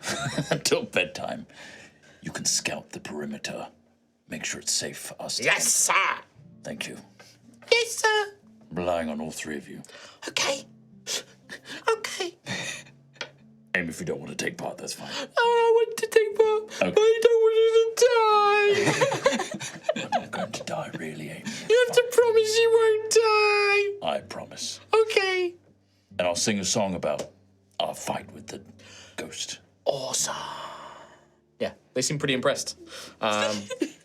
Yeah, they're pretty happy with that. Yeah, all right. And make sure primo they kid basically just not be around. Yeah, you want them to Not be in danger. Yeah, basically. for sure.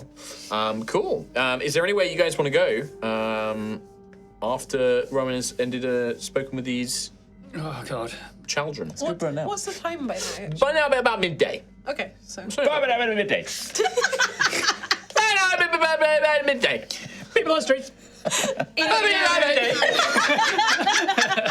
With that, then, let's take our break. So we'll take a break. End of part 1.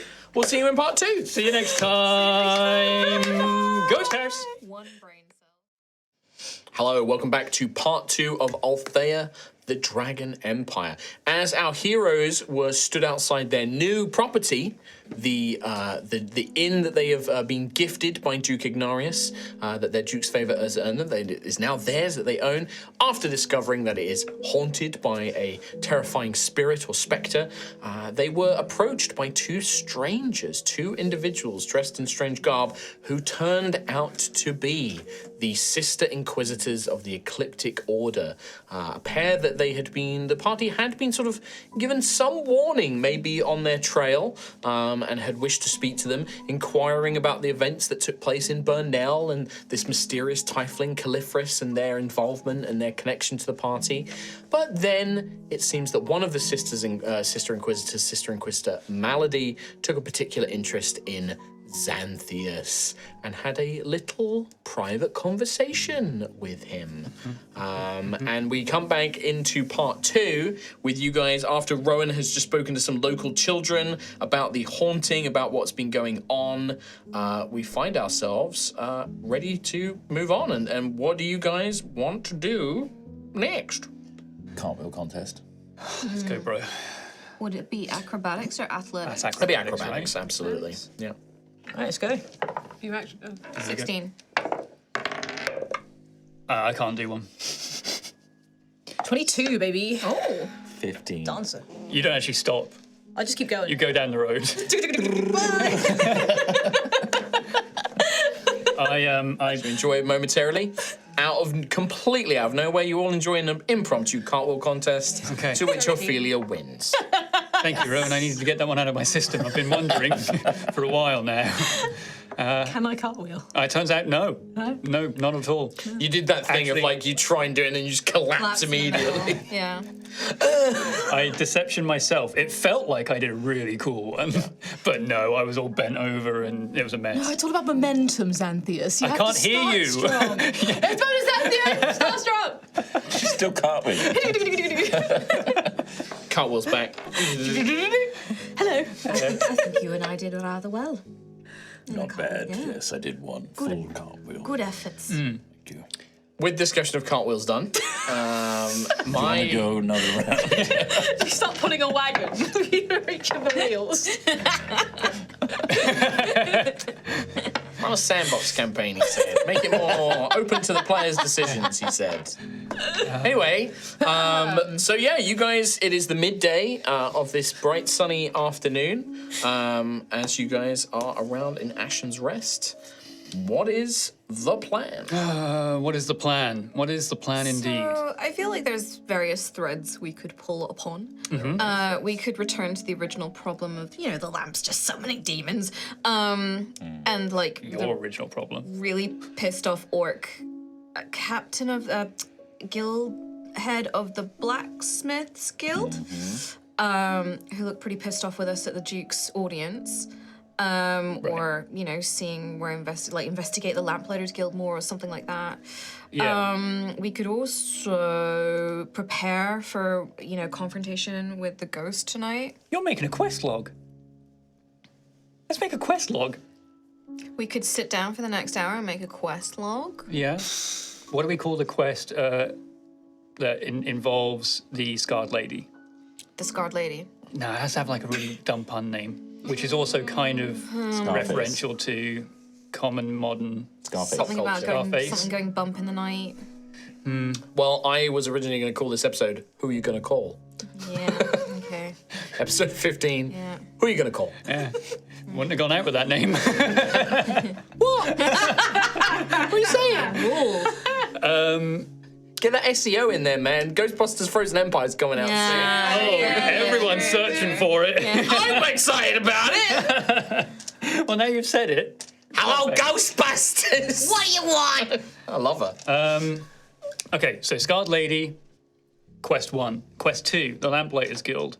Underneath that one, we can go talk to the Blacksmith Guild, Carpenters Guild, go back to the Lamplighters potentially to report on our failure of a mission of repairing the lamps, potentially as a means to kind of disguise ourselves as like, oh, the mission just failed for us and we don't know what happened. I want to work more with you. Did we ever get payment for that? We didn't, did we? No, Well, we wouldn't. Technically not done. Well, we No. fixed one lamp and I smashed it. Yeah. So. Lamps smashed. So we just failed that mission completely. Well, It was smash the lamp or Die. die. Yeah. Demons. that's, yes. And also yeah. we got evidence out of it. I'm also going to throw in there, just because you picked it up off the bounty board, if you were desperate for some gold, I was about to you say could go hunt some gnolls. 50 true. gold per knoll head, and someone wanted some extra. There's a bonus if you can find the kind of gnoll Yeah. shaman that's creating the gnolls as well. Yes. I ignored you completely. What did you say? No, you don't want that, mate. Repeat it for the class. Come on. I demand it! No, you don't I said I wouldn't mind a bit of knoll head. What? You said we'd need to go get some knoll heads. Oh, right. Okay. Yep. Okay. Yeah. Next time, don't give in to peer pressure. Just stay silent. Make up something funnier. There was also another thing which I think might have been just missed because there was a lot of stuff happening at the time. The Duke did mention that there might be something that he wanted to discuss with you all, or maybe with the considerate, at the public audience. There was like a brief kind of like, oh, I might have some like work for you, or like something like that. I as can't well. We can speak to the considerate about that. Yes, you can. Yeah, I guess I can't remember if we left that on a you come to us or we'll come to I you. think we have to go to the considerate specifically. Also, would Gruff want to start getting ready for the tourney? Yeah, oh, he's watching the calendar every day, 8 days to tourney day. It's in Yeah. 8 days. We'll get Gruff ready Well, to it's go. sort of 7 days, and then the 20's on the 8th day. So you've got 7 days pre-time. Graf doesn't know what he's doing at the tourney though. He's very nervous. Get you kitted out. Oh, Get God, you some he doesn't know what he's armor. Make you get you some weapons. Get you a horse. Want a horse? What would he do with a horse? Skeletal steed. Are there? Horses are very rare in the Draconic Empire. Yeah. There are like riding drakes, which are more common. yeah. Horses are found, but they're like rare. They're like imported, or they're magical, like magical steeds and stuff like that. Skeletal drake. Yeah. Graf just wants to go find Sir Grail and hang out. Yeah. That's all Graf wants to do. Yeah. Ophelia, did you speak with the scarred lady in the house? I spoke to it. Well, she closed the shutters very slowly in a manner which would indicate that they are maybe reciprocative towards our kindness, if we are willing to show it towards her. When I look at the house, are the shutters still just blowing in the breeze, or? Well, yeah, I mean, there's a very light breeze today. It's Right. not like a strong wind or anything like that. But it's more that the shutters are just loose. They've not been secured. Some of them are like old, falling off hinges. It could be that like maybe they moved them in a way of indicating something to Ophelia. It could just be that they're just old and they just moved. Well, She might be talking a load of rubbish. It might be that the ghost wants to speak. Who knows? I'm happy to follow your advice in anything related to this ghostly matter. I believe you will know best than all of us, unless anyone else here has some hidden. I say it again. Old priest. Young Right? priest. Yes. No. Absolutely. I just want to make sure. They Do you did agree? say that they had priests. They said that priests have been there in the past, and they just whoop, nope, right out of there. We could try though. I mean, it doesn't hurt. Backed up by a group of scrappy warriors. Maybe they'll come back. Wait, is that us? Yes. Scrappy? Yes. You really consider us scrappy? You think we're warriors? Warriors, I'll take, but scrappy, it hurts. Have you seen yourself fight? Valiantly? Goes all over the place. Sometimes back to you. Yeah. Now, as the treasurer of this group, I think we're quite low on funds. Sorry, hang on. Just, you're the treasurer of the group? I was just trying out a title for the pillars. Right, okay. Well, if you were the treasurer of the group, that's a good point. How much do we actually have between us? I've got 31 gold. 29. Yes, I've got 31 total, but it's 56. 20 of it's silver. 27, but money is meaningless in the void. 60 gold. One thing I'm going to say as well is if you want to, if you don't want to go out and be like, oh, well, let's go out and do this specific quest or like do things like that. If you also just want to accelerate time and like, speed time up. It's the tournament. Let's You do it. can do things, well, we can do things like downtime. So like you can spend the day going out and doing odd jobs and doing labor and things like that to make a small amount of money if you want to. It's not a large amount of money, but you can make like, you can make a bit of gold here and there. And that will include doing like odd little jobs around the town. Like we need somebody to help haul in like, cargo from the river to a shop and things like that. Or like performing as an entertainer, you can go around and do, Rowan. People that have got like any artisan skills can go and offer those. I guess that's the But we could also just skip ahead time. If people are like, we spend the day gathering information. Yeah, like, it's you just can do figuring things like out that. if we want I think we to. just want to get to sunset, right? And then we could deal with the ghost. Yeah, it's just 'Cause whether or don't not have we want to place do. to stay for free right now.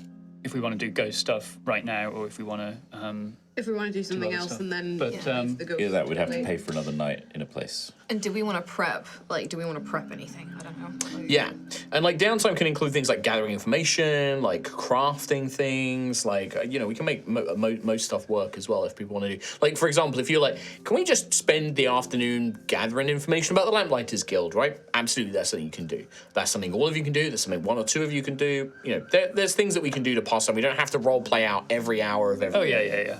I'm trying to remember what was the fate of Kavon calling. There wasn't. I don't think we've heard about his He was just fate. he was just the that, previous owner. Yeah. And their wife. Is the The wife we don't know is the Scarred Lady. but The But owner could be. lost his wife because the business went under. I think that's all we found out. Yeah. okay. We didn't Don't find know I out. could try and seek out this. They didn't like the Enticing Devil. People didn't like The that. name of the priest pub didn't. was the Yeah. problem. It kind of got like a bad, like the bad. church basically put like a smear campaign on it and said, don't go to this place. That caused the business to suffer.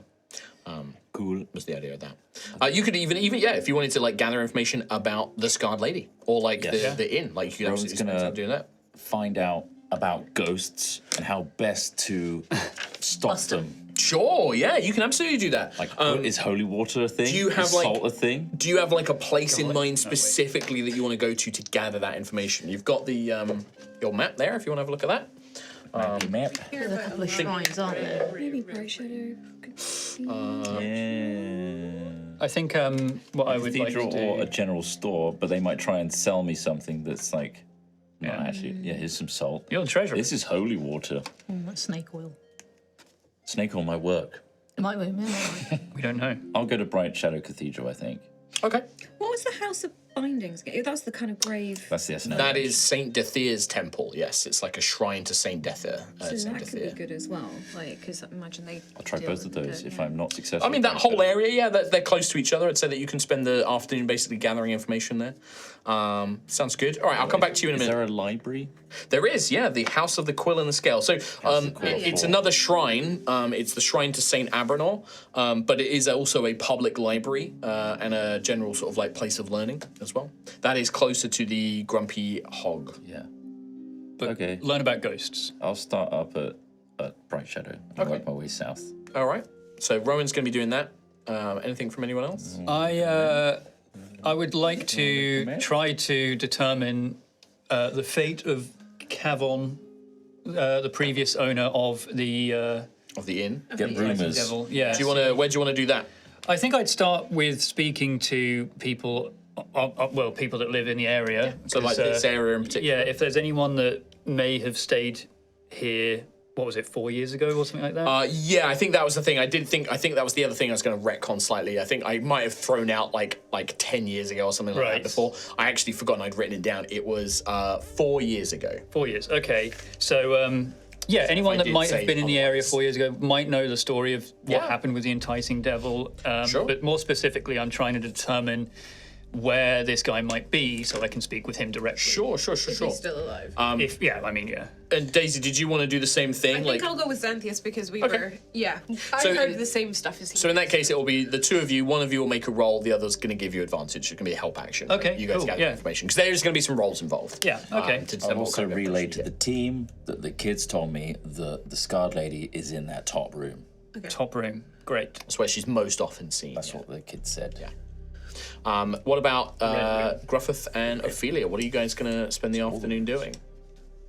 It doesn't have to be related to the Scarred Lady. You can go off and do your own thing. Like, you could go off preaching. So great. If you want to go around and start preaching the word of the Gravefather. Well, I was thinking of exploring the tavern a little bit and looking into that unused room for a possible Gravefather shrine. Right, yeah. So the actual Enticing Devil, yeah. So you've got the outhouse, the outbuilding, not the outhouse. It's the outbuilding. It's like a shed. It's like a massive shed, like a little small barn. Yeah, you can just exploring the inn and then that room and just sort of sizing it up. But also as I'm going around, like talking to the Scarred Lady about us and like letting her know about us and like, just like. Oh, that's cute. Just like, hey, this is In your own way. like. We have Daisy and Xantheus, and you know they're quite delightful, really. And all that, just While you're doing that, are you like measuring? Like, what are you like spending the time doing? You're talking and that to the Scarred Lady, but are you like trying to plan out like what your shrine might look like? Are you sizing things up? Yeah, just be like, if you don't mind, do you mind if I just quickly have a look in this spare room here? I wonder what it was used for. I hope you'll tell us. Sure. Just like having a look around, scoping out the space, seeing if there's any material in the garden I could. Okay. All right. I can work with that. That sounds good. And then what about Gruffith? I'm torn between doing something helpful and going fishing. Well, I mean, you've got time. Do gruff things if you want to do gruff things. Because I think he would be like, everyone's gonna need to eat tonight. It's gonna be a long night, and we have very few resources. He's been dead. And no food. So you're trying to reduce our daily costs, basically, by doing that. Gruff, we have stuff in the pantry. Just dust. Screaming faces.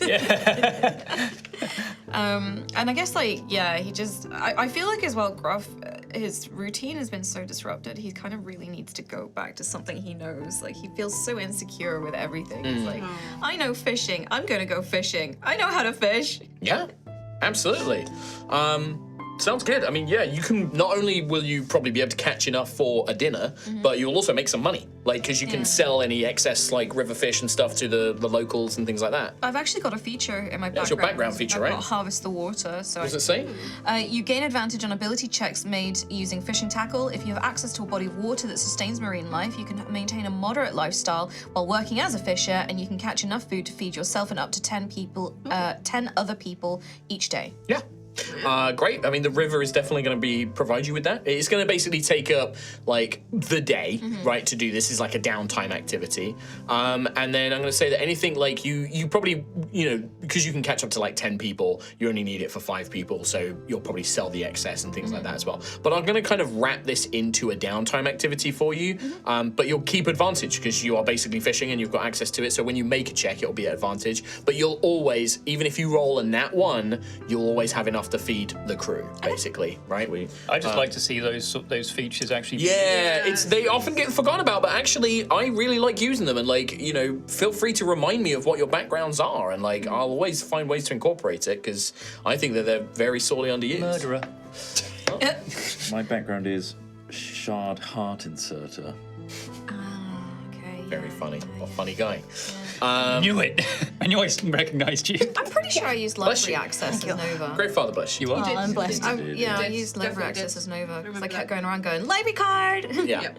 So let's do some rolls then and see where people get to. So Gruff is fishing. We'll start at the top. Rowan, for gathering in information, because you're basically asking for like advice and rumors and things like that about dealing with ghosts. Yeah. So I'll let you've got a choice here. You can either do this as a persuasion roll or a religion roll. Let me quickly look. Now, I would love to persuade. Very cute. Yeah, go for it. It's more like asking the right people, I guess. The right question. So, here we go. 21. Nice. 21. Great stuff. Nice. Let me write down your results here. Ghosts. What do? What do? I'm just trying to get That's my... the right question. Hey, what that ghost do? What that ghost do? What that Be ghost spooky. do. Hey there, What that Cadence, ghost it's boo? me, your boy. Oh. That's the episode title. That's the question. No, it's not. That's the question. What that ghost do? Oh, No. what that ghost boo? Yeah.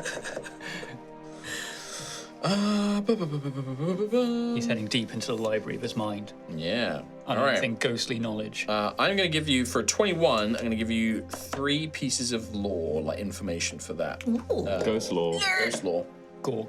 No. Xantheus and Daisy, you guys are working together. So the two of you, because again, you're kind of like gossiping and asking for rumors and things like that. So this is either persuasion, like charisma persuasion, or history. And whoever makes the roll, whichever one of you makes the roll, has advantage because the other one is giving you the help action. I have +2 persuasion or 0 in history. I have the same as you, so... You know what? You go, girl. Okay, so with advantage? Do it. I believe. I don't, but okay. Are you ready? With advantage.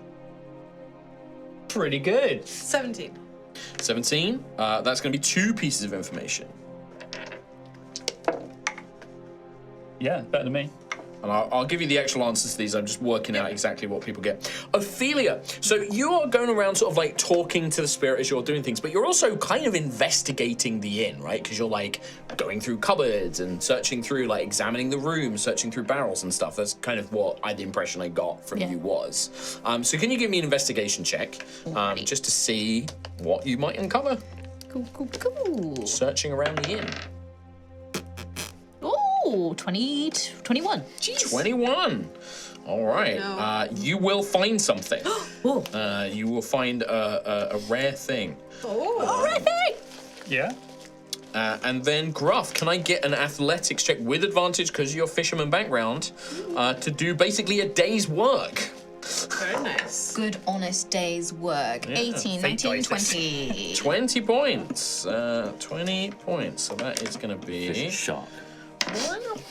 In these waters. Like the Animal Crossing thing when the giant Yeah. thing comes out. Holy shit! I don't remember the dialogue saying that. I've definitely seen that edit. Holy shit. Jesus Christ. Coelacanth. Coelacanth is nuts. What's that really long fish? That's the fact that comes up. Wow, you really can see the Cansty's nuts. Right. Finished with your jollies? Yeah. Good. So, Rowan, you spend the day, the rest of the day, kind of bouncing between Bright Shadow Cathedral, the House of Bindings, and the House of the Quill and Scale, and you learn a little something from everywhere. You would find out that there have been attempts to try and exorcise the spirit of the Scarred Lady before, but they've been unsuccessful. Either that the priests who tried it were attacked and scared off, or they have destroyed the ghost spirit, but it has returned a few days afterwards. It seems that there is a belief that until the ghost is put to rest, even if you destroy them, they will keep coming back and again and again and again. So you can destroy a ghost. Like, this is all part of the same answer. You would find out as part of that through magic, through weapons, you are able to fight and destroy the spirit. But unless you put her to rest, she will return after a period of time. Okay. And that could be anywhere between 2 and 5 days it can take for her to remanifest. Just keep doing that. Grind for XP. You don't get XP. Damn it. No, I'm doing XP differently. The next piece of lore that you would learn is some knowledge about sort of ghosts and their resistances, I would say, like some things that are, is important to know about them. Once I can get access to my... I need to get access to my wiki notes. We have a ghost slaying loot. So it better be loot. Scarred Lady. So you would learn that ghosts are pretty much resistant to most things. They're resistant to acid, fire, lightning, thunder, and non-magical weapons. And they are completely immune to cold, necrotic, and poison, as you might expect. So all things, basically. Pretty much, a lot of stuff. Yeah, radiant energy not. All the small things. Psychic damage they're not, things like that. Oh, okay. They are incorporeal, which allows them to move through objects and people, and if they move through people, it is generally a harmful experience for them. Ghosts also have the ability to possess creatures. They can physically possess a body, contested by a sort of battle of the personalities. If a person is possessed, then that possession can last seemingly indefinitely until the possession is forced to an end. Just indefinite. I'd love that to happen. There is a spell called Protection from Evil and Good, which will Percival's already end a possession. Okay, it's cast on someone, right? So you learn all of that stuff. Cool. Can Percival be possessed? Possessible? He's been in the house. And then the last He's glossed thing over it. you would learn is that if a ghost has a particular attachment to a location, they generally gain powers over that location, not just the ghost themselves. They gain the power to shape that environment. Generally, this manifests in a way where they can control things like shadows, or darkness. They can animate objects and have them, potentially attack people and things like that as well. But also, these powers tend to be related either into the manner in which they were killed, or they were buried, or they were somehow... There's normally some connection between these abilities. Okay. All right. You happy with those? Yeah.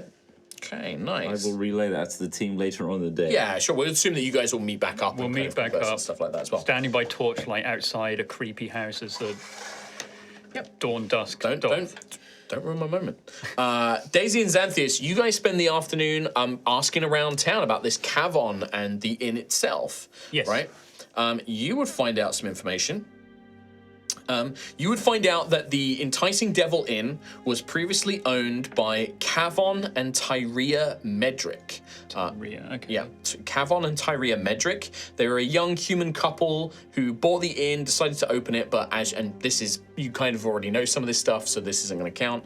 That the inn's name unfortunately brought a bad reputation. The inn basically was no longer functional as a business. It was losing money, and that's that's the information you know so far. 2 pieces of information you gather from the locals, because people do remember it, and they remember Kavon. They remember that initially Kavon and Tyria seemed like a happy couple with great plans for the future. However, after the inn kind of was blacklisted by the church, he fell into depression and began drinking quite heavily. Okay. He became a very slovenly, quite nasty drunk, whilst Tyria kept trying to keep the inn running. You would know that Kavon left just around the time the hauntings were beginning. He sold the deed to the into the city very rapidly, and that his wife Tyria, he said that she had left him a few days earlier, had gone back to her family in Kelskaris, and he sold the property and said that he was going to sober up and try and win her back, and he left to go chase after her. Is what the locals understand is the story behind that. I see. Left for Kelskaris. Died. Okay. Concept. As to where Kavon is now, people just believe, like, nobody's ever gone to look for him, nobody's ever chased it up. The authorities at the time, obviously, there's no indication that, like, a case was open to look into any of this. The ghost just seems to have become, like, a local thing that people are like, oh, it's haunted now. It's kind of like a lot of hearsay, a lot of rumor, a lot of, like, it could be anything. Okay. But like Kavon was never chased up. Yeah, and well, that's where he said he was going. Yeah. Okay. Well, Kavon and Tyria. What's the last name? Sorry. Medric. Okay. Yeah. Cool. Alrighty. So that was 2 things, sorry? Yeah, you got the... They got 2. Yeah, he was drunk and slovenly. Right. Basically, he turned him to, like, a horrid drunk. And then the next piece of information is, he basically... his wife... This is what he claims. His wife left. She went back to her family. He tried to... he spent a couple of days trying to get things back together. He ended up selling the place and said that he was going to sober up and try and win her back, was the story. Sure. Okay. Right? Okay.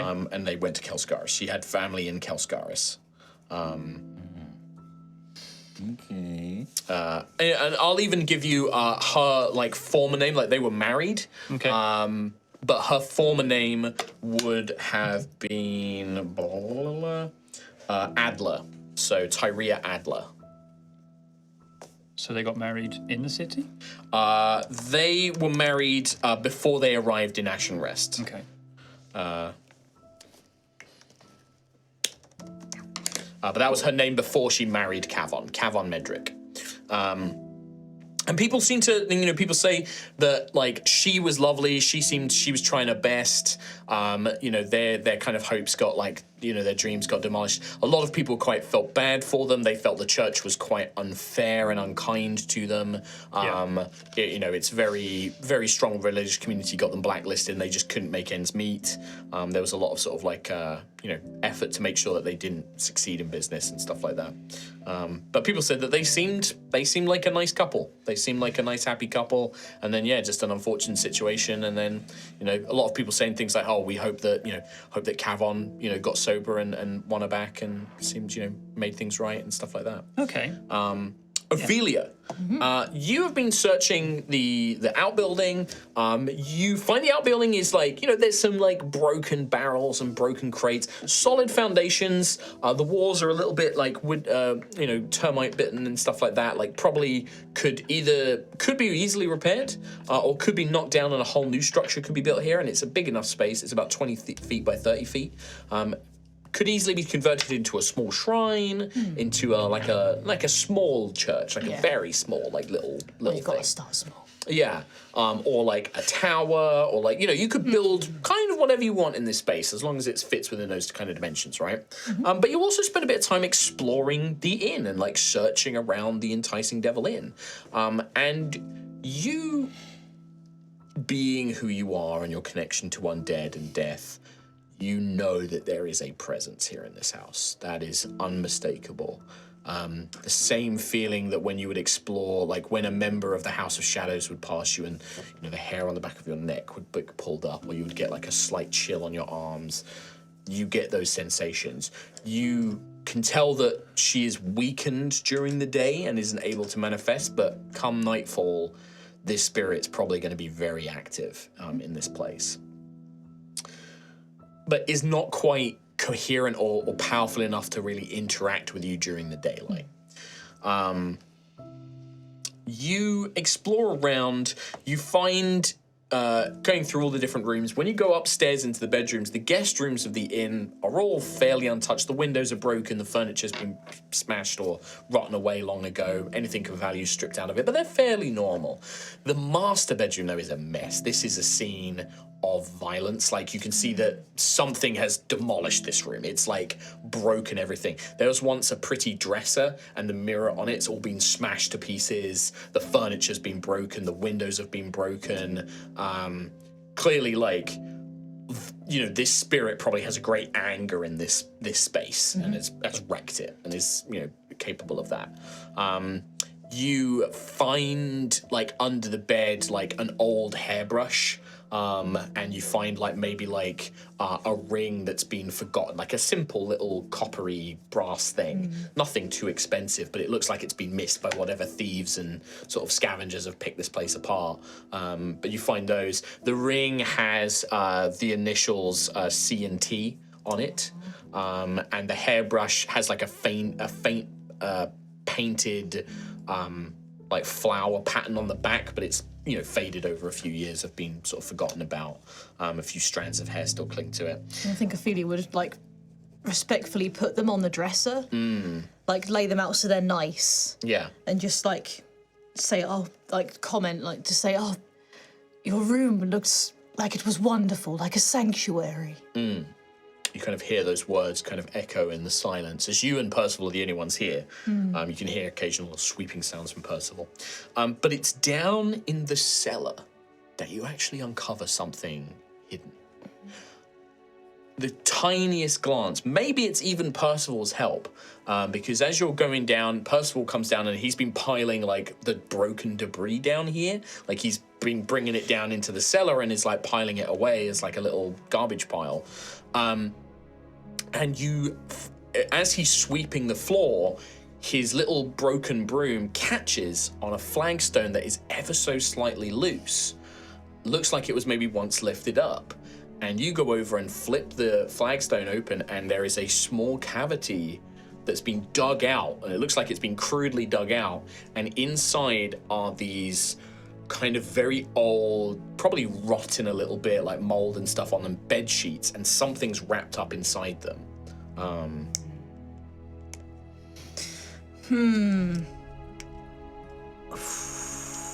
Okay. Do they look old? Can I make a investigation? You can make an investigation check, yeah, because this is something, just glancing at them, you're not sure how old these might be, but if you make a check, sure. 12. 12? 12's enough. I'd say that, yeah, I mean, about 4 years old. And there's blood stains. There's as you, the initial top bit of them, but as you pull them loose, they're soaked in blood. And there's something inside, like a kind of slightly heavy object inside. But it's like a bed sheet that's been bundled up. It's not massive. It's not this isn't a body or anything like that. Could be a bit of a body. It could be an arm. This isn't a head. You can immediately tell it's not a head shape or anything like that. It's maybe sort of, 6 inches. And as you kind of feel around, it's sharp. Yeah. Ophelia will take it out and lay it on the stone in front of her. It is a bloody kitchen knife. Yep, that sounds about right. Ophelia would just look at it, would she know at this point with this, would she put 2 and 2 together? You can make whatever assumptions you think your character would make. I'm not going to confirm or deny anything. You can ask me a question. You can say, is this, or does it look like this? But, any assumptions on a grander scale is really up to you and your character. Knife. I think, she would just look at the knife and just be like, I'm sorry this happened in your home. I don't know what this indicates entirely, but it doesn't seem like you had a peaceful life here. I'm sorry. Met with silence. With that, Gruffith, you have a delightful day fishing. It does rain later in the afternoon. As the sort of afternoon draws in, it begins to rain. Most of you are inside, or you take moments like duck into things. But you, on the riverbank, you maybe actually head out of the city and like go along the riverbank a little bit, because the actual city, the town's riverside is more like a barge port with like trade and things. So you go out the city, you go down, you're just sat on the banks, and yeah, delightful day of fishing. Rain comes down, but that doesn't bother you. You're used to the cold, doesn't affect you in the slightest. And you have a great day's fishing. By the time you haul your catch back into town, you manage to sell a bunch of it. You make 15 gold. Ooh.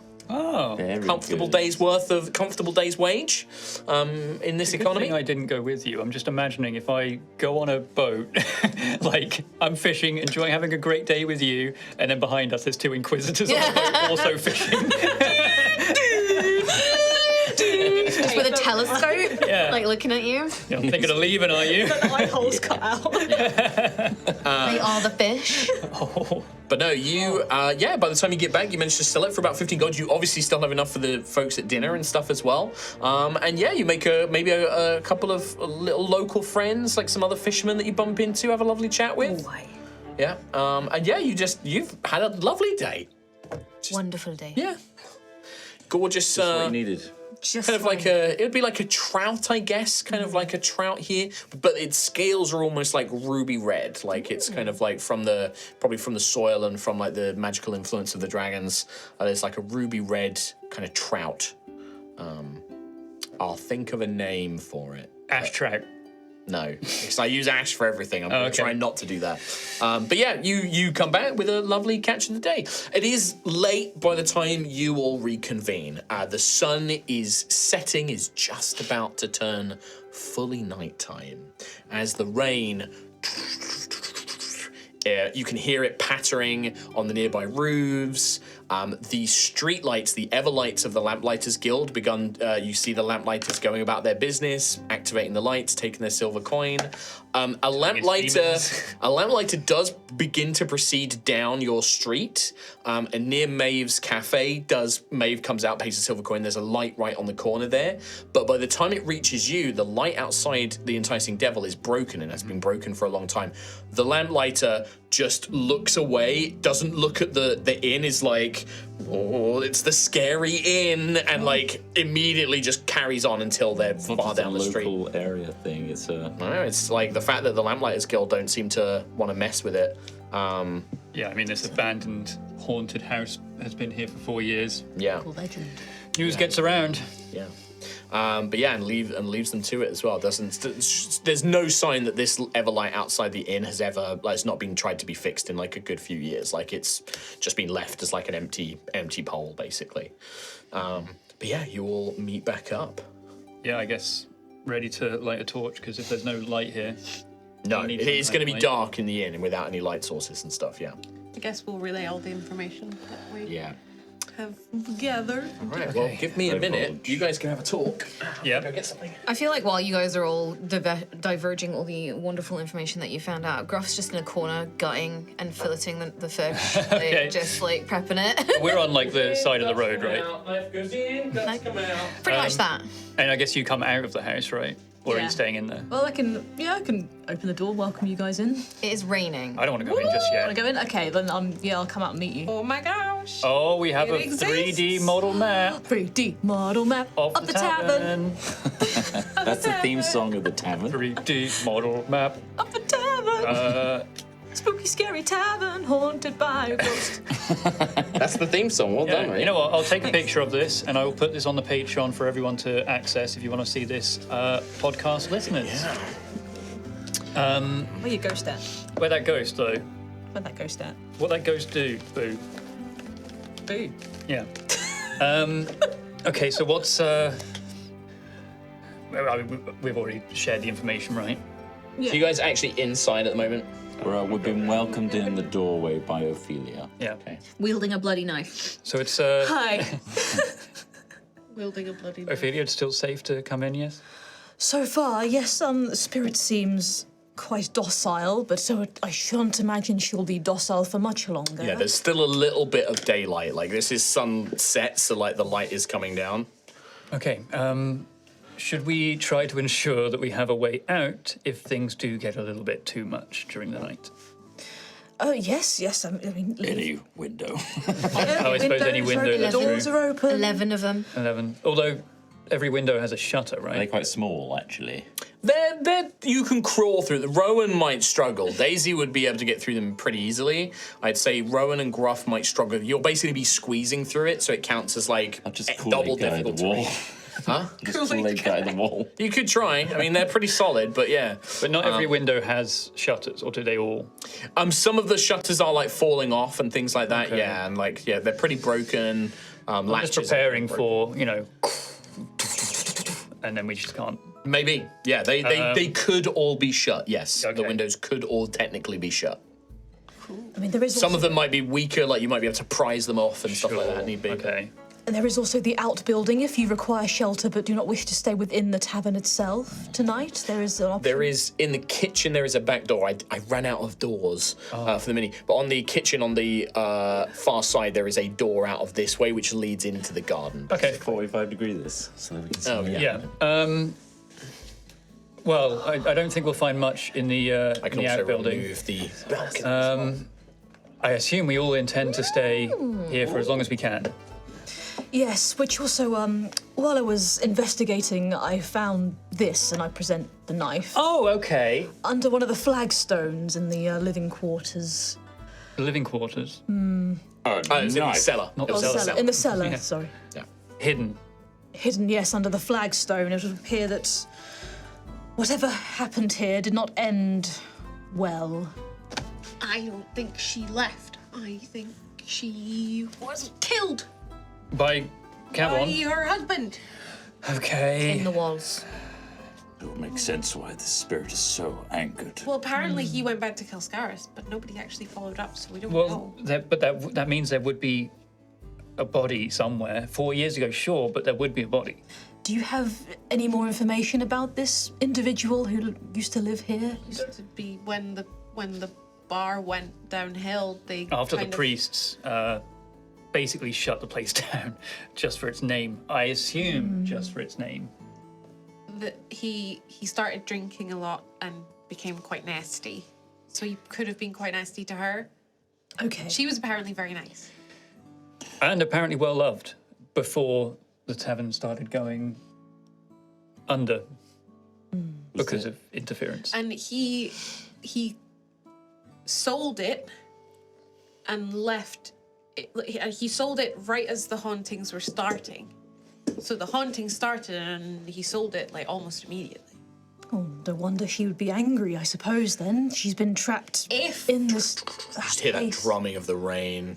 Some of it is coming through. There is like a portion of the roof is collapsed, like over near the stairs. There's like a deluge coming down onto the floorboards. If that is, she's not been heard of since. Neither is he. Nobody's looked into it, so we don't know if they're still alive.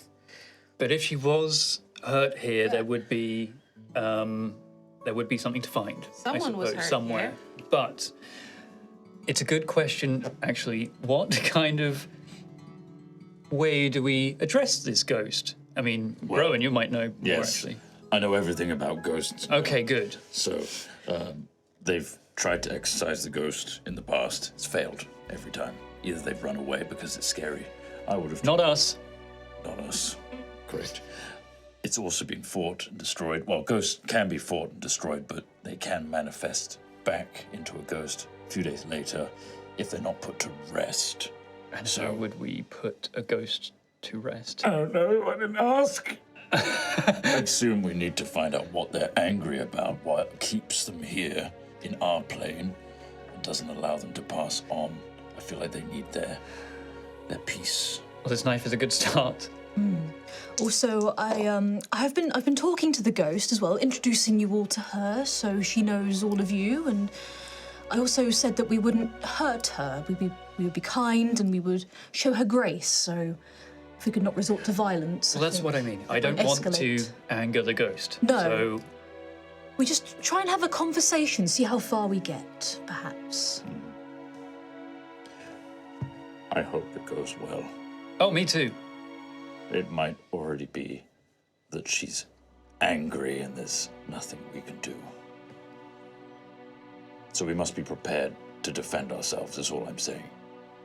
And then we'll, if we defend ourselves, at least have some time to potentially find something for when she returns. Yes. Let's meet our roommate. Now, do we go upstairs? Where the ghost is? We don't have to right away, do we? Not well. I mean, if that's where the ghost is manifesting and we intend to speak with the ghost. It was quite a lovely room from what I could see. You've been in there? Yes, I found a couple of things. I found a hairbrush and I found a nice copper ring under the bed. It was missed by whatever vandals came and wrecked the place afterwards. Seems to be some very personal artifacts. Was it a wedding ring? It had initials on the band. C&T, I believe. Now, why would she leave without the wedding ring? Last few traces of sunlight just beginning to disappear over the horizon as darkness is fully settling in. The door is open. Quite a lot of the rain and wind is coming in through the open doors, because I'm assuming you're all still stood by the open doors. I'll close them. Okay. So Rowan kind of steps in. I wouldn't lock them, but I'll just put them to... Save the ghost the trouble of doing it. Yeah. You are left in a pretty pitch black, ruined, broken inn tavern main room. What light sources do you guys have? I know Ophelia doesn't need them. Your dark vision will kick in. I will put light on my dagger. So you just hold up the little blade. Have a I'll bullseye probably lantern. keep it at my hip and just tap it. Okay. I think she uses Do you want it on like the like scabbard or on the blade? uh, Because obviously if you have it like in a scabbard, if it's the I blade, don't it will... think she usually has it in a... She just has it like tucked into a Yeah, belt. she kind of just has it tucked into sure. a belt. Yeah, you can do that. Yeah, so there's like a little bit of light coming off your belt, casting everything in this kind of golden glow. Any other light sources or just daisies? I've got a torch. I've got a torch. So I'll just... Bullseye lantern. Yeah. The bullseye lantern you can also leave like on a table and stuff if I you wanted might to. leave it. Yeah, well, depending on what happens. Yeah. I've got it on me for now. Torches, obviously, you're going to have to carry those. There are like sconces on the walls that you could put them in as well, but obviously you're going to be leaving them in place. It does look like any of the old torches. There's like a few melted candle stubs, but not really anything left. There's a few like broken like lantern casings, but there's no, apart from the sconces, there's not really anything left here for you to use as light. And do you still have 3... There's like a big candelabra as well that kind of like sits in the middle, hangs down from the ceiling. The sconces on the walls, could I put my remaining torches in there? I still have 3. Yeah. So that would illuminate this room, especially with Daisy's light and the bullseye lantern. Between all of your lights, that would easily illuminate this room. Is there a fireplace in here as well? There's not a fireplace in this area. There's a fireplace in the kitchen for like the stove, basically. Maybe something that you could renovate, but Mark didn't have a cool fireplace mini and didn't know where to put it. I think what I would do is use one of them between the stairs down from upstairs and the front door, and then keep 2 on me. And I want to, if there's, can I see if there's like sconces upstairs? Yeah, all along the balcony, basically. Yeah. Well, they'd probably be like oil lanterns that you could turn on, but you could basically wedge a torch in the hook. Basically. Yeah, I almost want to create like a trail of light, just in case. So Xantheus makes his way upstairs, and you begin making your way down the corridor, putting lights in here. I'll move this over now so we can see where Xantheus is. You can all see Xantheus. He's lit up. You can look up into the balcony. You can see him making his... just a balcony and an open it's like looks floor. down. Yeah, there's like a railing, but it looks There's down. a 3rd floor above them. And then there's stairs that lead up into the master bedroom, yes. Okay, yeah. As you can see on the floor plan. I can see it. May have thought of it. Yeah, Xantheus, when you get up and you kind of making your way down the corridor along the balcony here, can you make a perception check for me, please? Oh, don't make me do that. Perception shaming me. 1. One. Not a natural 1. An unnatural 1. You got -1? Yeah, I do have -1 perception. When you are moving closer, this door, you swear, Xantheus, opens. I can't open it, but the door. And was there a noise in there? Sounded like a noise, like something scraping inside. While I'm doing this, is anyone else coming up with me? I'm fine with that. You're fine with I'm fine with you doing that. me on my own? Ophelia can come up with Xantheus if Xantheus is going up towards her. I mean, yeah, I did say to everyone, I'm just going to go up here and do this thing. I just don't know if anyone else is coming with or if they Daisy's too scared. You're Sorry. staying down there? My bad. You're just going to stay down there, Rowan? Gruff? Yeah, Gruff would come with you. You're my ward. I'll take the lead. I'll be ahead. You're my sweet boy. You're my ward, boo. Yeah, in that case, I'll turn to everyone else. Did anyone else hear the noise in that room? The door. As the two of you get up there, can you guys make perception checks for me as well, please, Gruff and Ophelia? Rowan, you're staying down with Daisy. 8. 16. 16.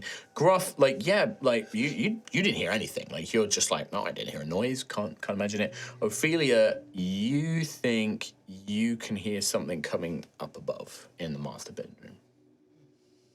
Oh, in the master bedroom. I think she's here. In this room? Upstairs. Oh, so don't go into this room. I think she's trying to shut you out. Perhaps. Maybe lure you in. Okay, I'll go to close that door. Yeah. I'm not going in there. You just mean her no harm. Just be gentle and kind. Gentle and kind. Welcoming. Yes. Well, welcoming. Although she'll be in welcoming her us. Yes. Do you think she'd like some fish? Maybe she might do. Do we continue upwards then? I have just one more torch I want to place. Yes, of course. Yes. Does mean going upstairs. Up here? Oh, you want to go all the way up? So is there a... Is that wise? Is there a... There is a staircase and then almost a landing just before it goes into that room, Yeah, right? it goes up and then it immediately turns into this room up here. So there's a little way up and then it turns Is immediately. there a door there, or is it just open? Yeah, there's a door there, yeah. So you know she's up there and you're going to go up there yourself. Light will help. If not, in talking to the ghost, it will help our minds stay calm. The place is illuminated. She'll probably blow it out as soon as you bring it up there. Did ghosts do that? I would. If this was my house that I was haunting, bringing a bright bloody light into my room. Well, How loudly are you talking, Gruff? He probably doesn't have a whisper, does he? I'd say sound like probably he does. normal, Yeah, normal level, not unperturbed. whisper Yeah. you purr. That noise, Ophelia, stops. Hang on, wait. It stopped. Gruff and Daisy downstairs. Rowan. Rowan and Daisy. Could just be the wind. There's a bit of a wind outside now. You can hear it kind of. The rain.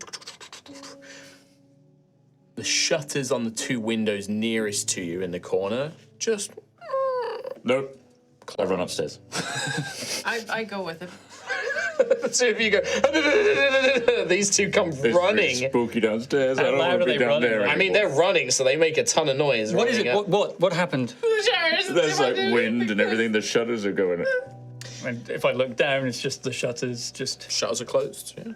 Well, they're closed. Okay, we need to stay calm. Much more calmer than we are now, okay? If it was just the wind blowing them, then that's just the wind.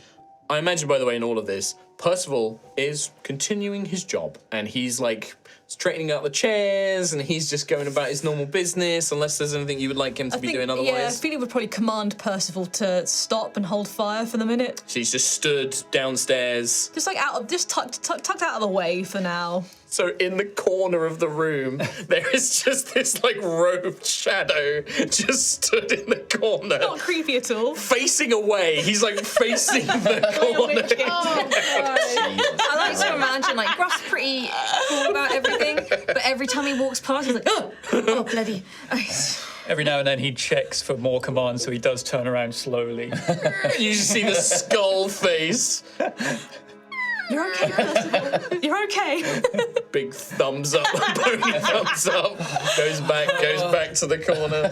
Okay, could you ask him to at least face outwards? It's a bit disconcerting. Sorry, yeah, could you face out just a little bit? Turns around. Percival. Just this skull, like half of like the lower skull in the hood, just there, ominously in the corner. I don't think that's better. Can ghosts be scared?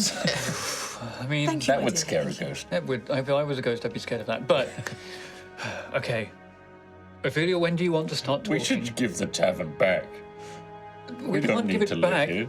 How much of an insult would that be to the Duke if we just hand this back? I don't think it would be unexpected, to be honest. They said that basically nobody wanted it. That's true. Okay, We did our best. did we? Yeah. We've made maybe 16 steps. That was so far beyond my best, you don't even know. Exorcists from Bright Shadow Cathedral couldn't deal with this. Exorcists from Bright Shadow Cathedral couldn't find what Ophelia found. Oh, true. That's already an improvement. We're doing better. We will get to the bottom of this, don't worry. Just... But to get to the bottom, we have to go up. Well, we could just wait for her to come to us. I think she already knows we're here. Exactly, so we don't have to go up there. We can wait for her to come down to us. But if those items are in that room up there, it might be useful in putting her to rest. Which means we might need to go get them. Or at least it might be the place in which we have to put her to rest. Right? And you heard noises upstairs? I did. They've stopped. Footsteps or... Moving around. Yeah, it was like a moving around, like a person pacing around the room. Like that kind of creak of a floorboard, scuff of like a boot on wood. Would it be better if it looked like only one of us was going to speak to them, but we're all there in the stairway? If they need help. Ophelia's been speaking to them all. Yes, I think it shouldn't be me. I can go speak to her. Reintroduce If myself. you must, I think, yes, okay. Okay. Yeah. You sound like you've been trying to make friends all day. I don't know if that goes a long way to helping with ghost friendliness. Well, I just know that the realm of shadows is very much a thing, and we just treat them as you would treat each other. They're just another person. They're just in a different realm of existence.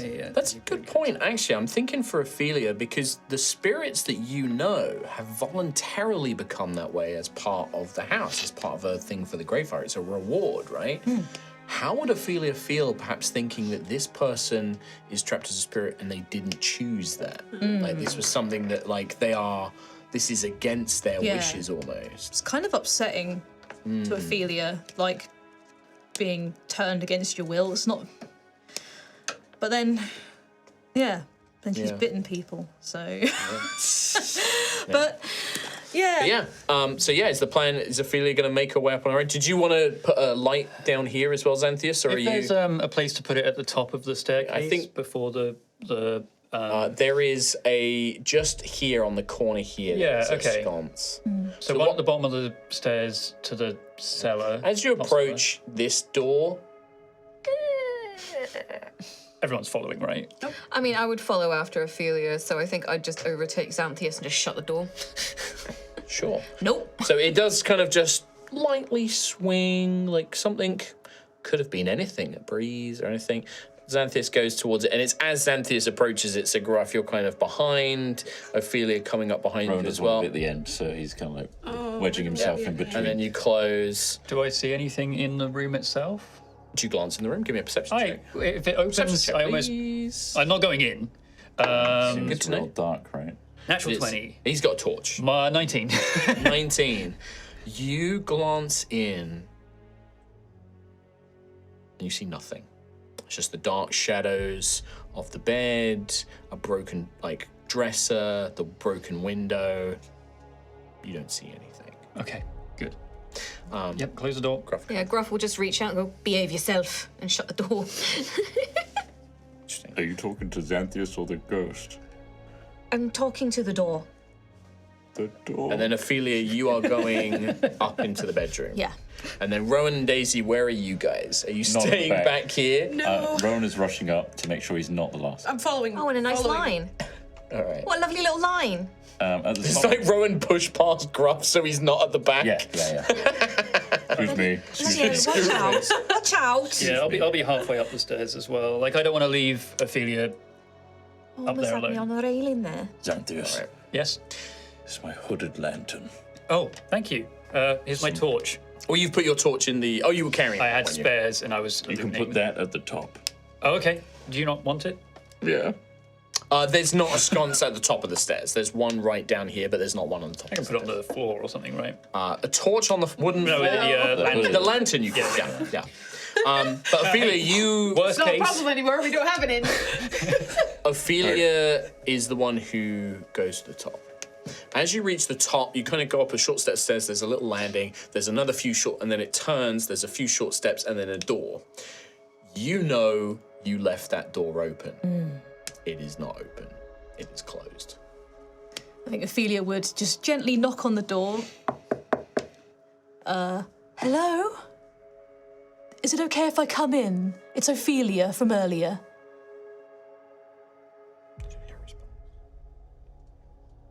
Okay, I will. That's okay. If you're not ready to talk to us, that's okay. We'll be ready when you are. Do we have a name or anything? Did we not mention it earlier? Tyria. Tyria, well, Medric I was or just wondering Adler. if we mentioned this to Ophelia before. I don't want to say the Tyria. name while I'm halfway up the stairs to this room, is what I'm saying. Oh, okay. Don't know if it is her. I will whisper to Ophelia, Tyria Medric? Or maybe Tyria Adler. Adler.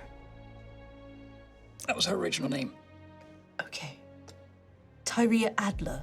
You said a name. The door gently swings open, and you look in.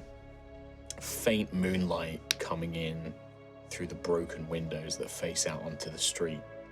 A little bit of ambient light from the city, from the town, filtering in as well. You see the broken bed, the broken wardrobe, and the broken dresser with the shattered mirror where you had laid the brush and the ring. When you first glance in, Ophelia, you just see the brush hovering in the air, as if passing through hair. And as you look, a shape begins to form of a woman brushing and brushing. Then she turns, and you see a woman whose face is so heavily distorted and mutilated from scars, as in torn and slashed apart, completely unrecognizable. Her clothing torn and bloody. One single eye still usable in the torn face. Hello?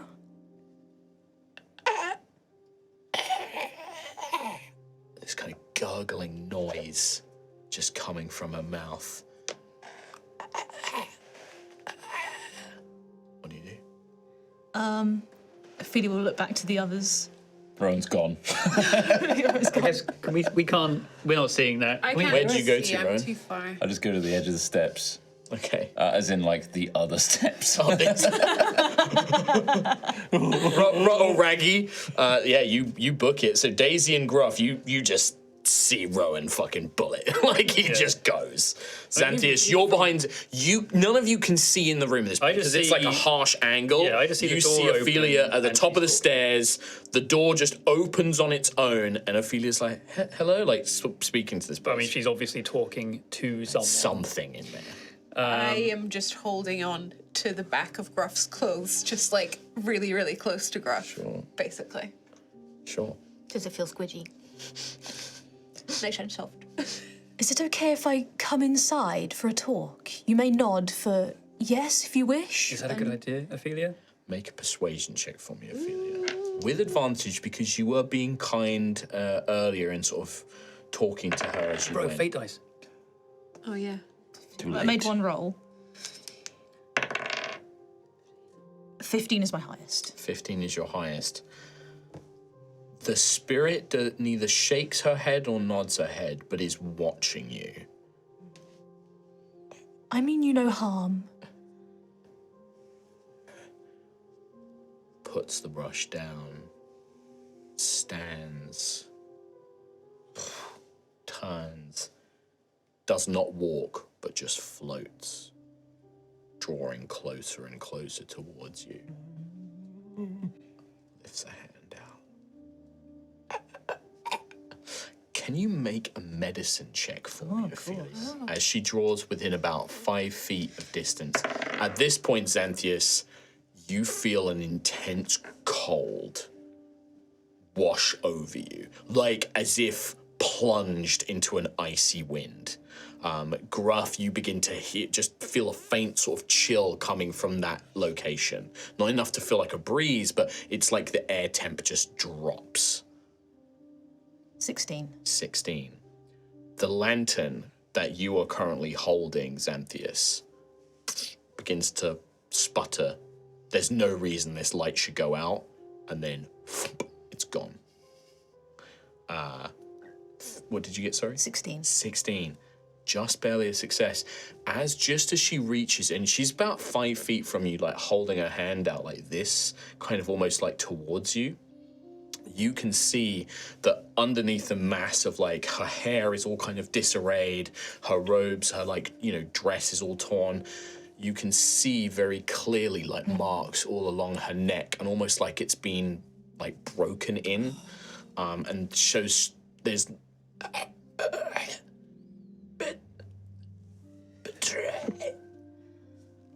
and then reaches out to touch you. I need you to make a charisma saving throw for me. Oh, they're trying to say magic. 3. You feel the oddest sensation as this figure in a rush reaches out, and you, Ophelia, are gone. Xantheus, all the rest of you don't see any of this. At Xantheus, at most, you just see Ophelia kind of take a step back. Oh, no. And then Ophelia turns at the top of the stairs and looks down. Ophelia? Did you Where is he? And that's where we're going to end today's session. Amazing. Of course, Rhea is the one to get possessed. Oh, yeah. I was like, I don't want Percival to get possessed. Don't worry about that, sweet boy. Well, we will find out what happens with the haunting of the Enticing Devil Inn. Who are you going to call? There's the episode. That's the episode title. That's what I was going to do. Who are you going to call? That's next episode. But yeah, we will find out what happens with the haunting of this inn next time. Next time. Cool. Thank you very much for joining us. We will see you next week. Take care. Bye. Dream. Sleep well. Bye.